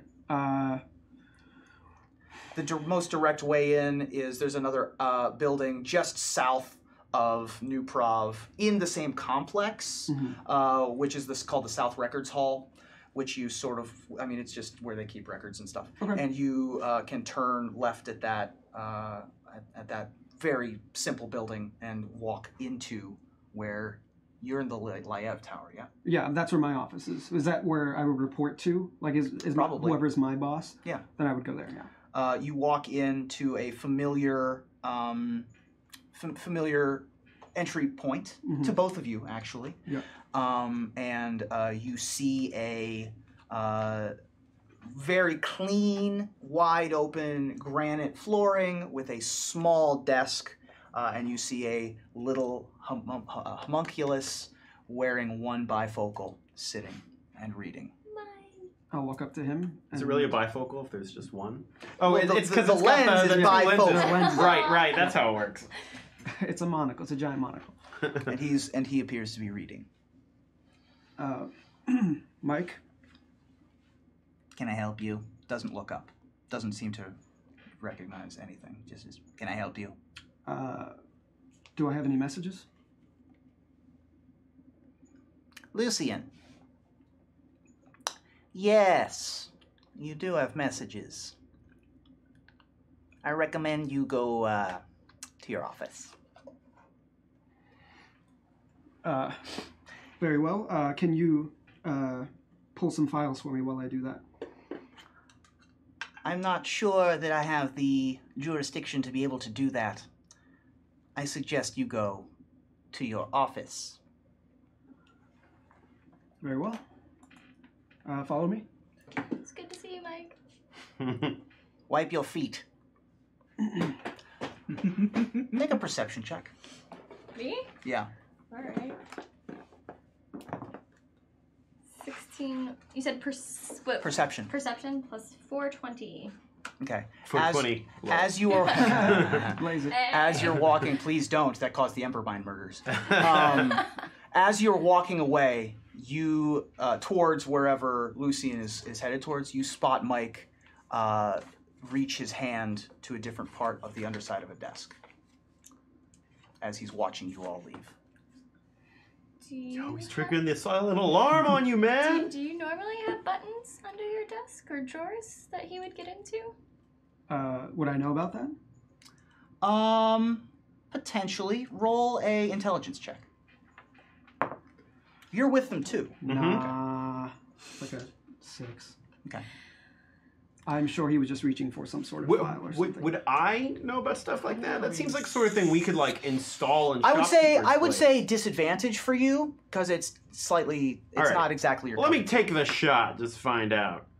Well, one of them's a 2, so. Yeah, the 18 doesn't do anything on a disadvantage. It's a bummer. You always hate when you get a good roll and a bad roll. Yeah, I would say that doesn't. Great. Sure. That doesn't trigger any alarm bells. Oh. But may have. You going up to your office? Yes. It takes a little bit to go up to the office. Some nice winding stairs. It's a beautiful place. This new prov. It is. You've never been here before, but it is clean.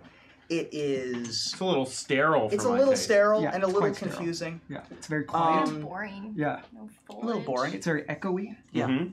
And you get up to your office. Do you happen to remember your office number? Oh, I do. It's 0265. So you get to office 0265.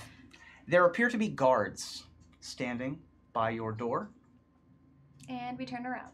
No. Well, I mean, I'll approach them and say, "Good morning. My name is Lucian Ladrin. I'm Inspector 0265 with the Liev column of the Azorius Senate, and I'm here to speak to my superiors." Lucian Ladrian, Yes. do you have identification? Yes, I have, of course, my guild insignia and an ID, picture ID.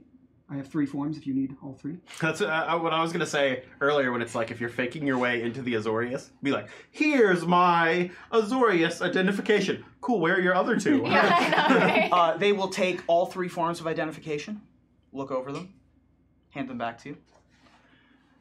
Please put your hands forward. For... You are under arrest.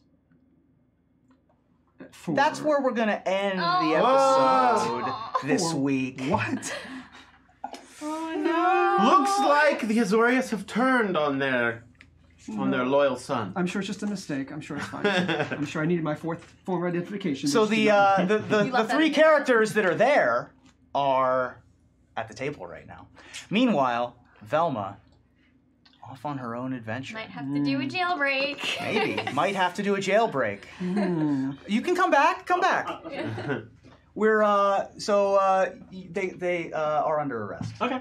I figured I would ask later. Just me so far. Just you so far. Yeah. Right. He is under arrest. Yeah. Who would have seen that coming besides the girl who didn't come with you? Right. So we'll see where that goes, everybody. Thank you so much for tuning in. Yes. Before we go, I wanted to give these to you guys because we went to a magic art opening here last night, and I wanted to advertise it because tomorrow is the last day to go. Ooh. So cool. It is. It's great. So this is one of many items of art that are available at Gallery 1988 through tomorrow evening. So if you're in Los Angeles, You're in the LA area. if you're in the LA area, head on down, see some non-Magic the Gathering artists. About 30 of them did some Magic the Gathering art and did their interpretations. And so I have these for all of you. Yay. Hooray! Here you are. You have one because you were Thank there you. last night if you want. Megan, if you want one, feel free. Okay. And Dom as well. Dom Domzuck, our benevolent overlord, is a little bit under the weather right now, so baby. Megan Caves was our producer this evening. Thank you so much.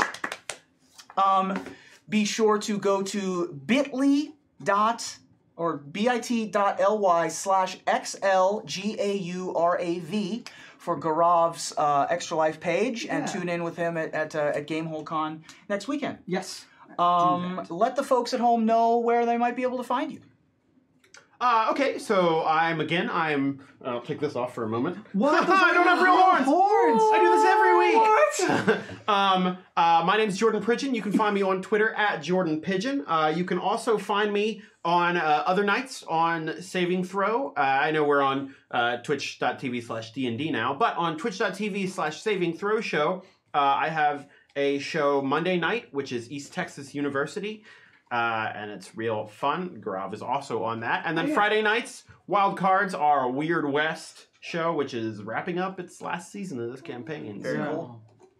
I am Riley Silverman, and you can find me on Twitter at Riley J. Silverman or on Instagram at Riley Silverman. I have a comedy special that is on the Seed and Spark streaming service. It was an original production by seedandspark.com, and you can find that at seedandspark.com/fine, and it's called Everything is Fine. And you can actually watch it as an hour-long special with me and 5 other comics, or you can watch my individual special, which is still my set, but has interviews and stuff like that. Or you can watch both, and then I make more money, so do that. Great. I'm Gaurav Galati, and you can follow me on all the socials at DoubleGXG. That's the word double and GXG. I've pimped up enough stuff about me and my shows. But, November 6th coming up, go vote. Everybody go vote. Yes. It's real damn important. Do your civic duty. I did as well. Please do it. The Azorius says, make sure to vote. Or else. Yeah. Please. I'm Ashlyn Rose. You can find me on Twitter at Ashlyn Rose or on twitch.tv/Ashlyn_Rose. And I'm the Internet's Ruben Bressler. MOXREUBY on all the social media platforms. Gonna be exciting to see where you guys, what happens now. Lucian's gonna be in his element, which is gonna be really exciting to see. His element, jail. At least it's Azorius jail. Yeah. Lots of bureaucracy. You know how much paperwork you gotta file to put an Azorius in jail? So You're like, it might be a while Yeah. before we actually end up in bars. Yeah. bars. So that's gonna be fun next week, and you of course have a visit across town. Yes. With some interesting characters as well. Yes. So we'll see how that develops next week. Thank you so much for joining us here on Ravnica the Broken Pact. Remember that Guildmaster's Guide to Ravnica comes out in just 6 days, everybody. Woo! November 9th, and available on the internet for order as opposed to at your friendly local game store on November 20th. But do please support your friendly local game store and buy it from them on November 9th. It is a great book, and we're having a ton of fun here on the Broken Pact. We also, by the way, we have a fan page, guys. One of our Discord people. Yay. Oh, cool. One of our Discord folks, Mateos 13? Maceo, I think. Maceo 13 made thebrokenpactrpg.com. Sweet. Nice. A whole website. So you can get a countdown timer of when the next episode is. Cool. You can see character and player bios and fan art. That's so awesome. And so please do visit that. That's the Broken Pact. Speaking of fan art, I'll go finish with You're good. Forget the URL. TheBrokenPactRPG.com. Same as the hashtag if you want to tag us in social media. I was going to say, speaking of fan art, I want to give a second shout out to Bastian Helders, who keeps making awesome fan arts of all of our characters. Absolutely. Like, it wasn't just enough to do one of each of us. He's like giving us like action poses and stuff now too. Which is pretty sweet. It's very cool. Really big. He did one of Velma as Seraphine, the Boros. Amazing. That made me so happy. I saw that in the middle of TwitchCon, and it made me so happy. Yeah. I'll be honest with you. I would like more action art, but you guys keep weaving around my combat. Like, what is combat? Yeah. Why don't we have fan art of Ruby DMing? Exactly. Ruby art. Yeah, let's get some Mike fan art, obviously. The homunculus, all that good stuff. So thank you so much, everybody, for tuning in. Join us next week for the next episode of Ravnica, the Broken Pact. See you then. Bye. Bye, everybody.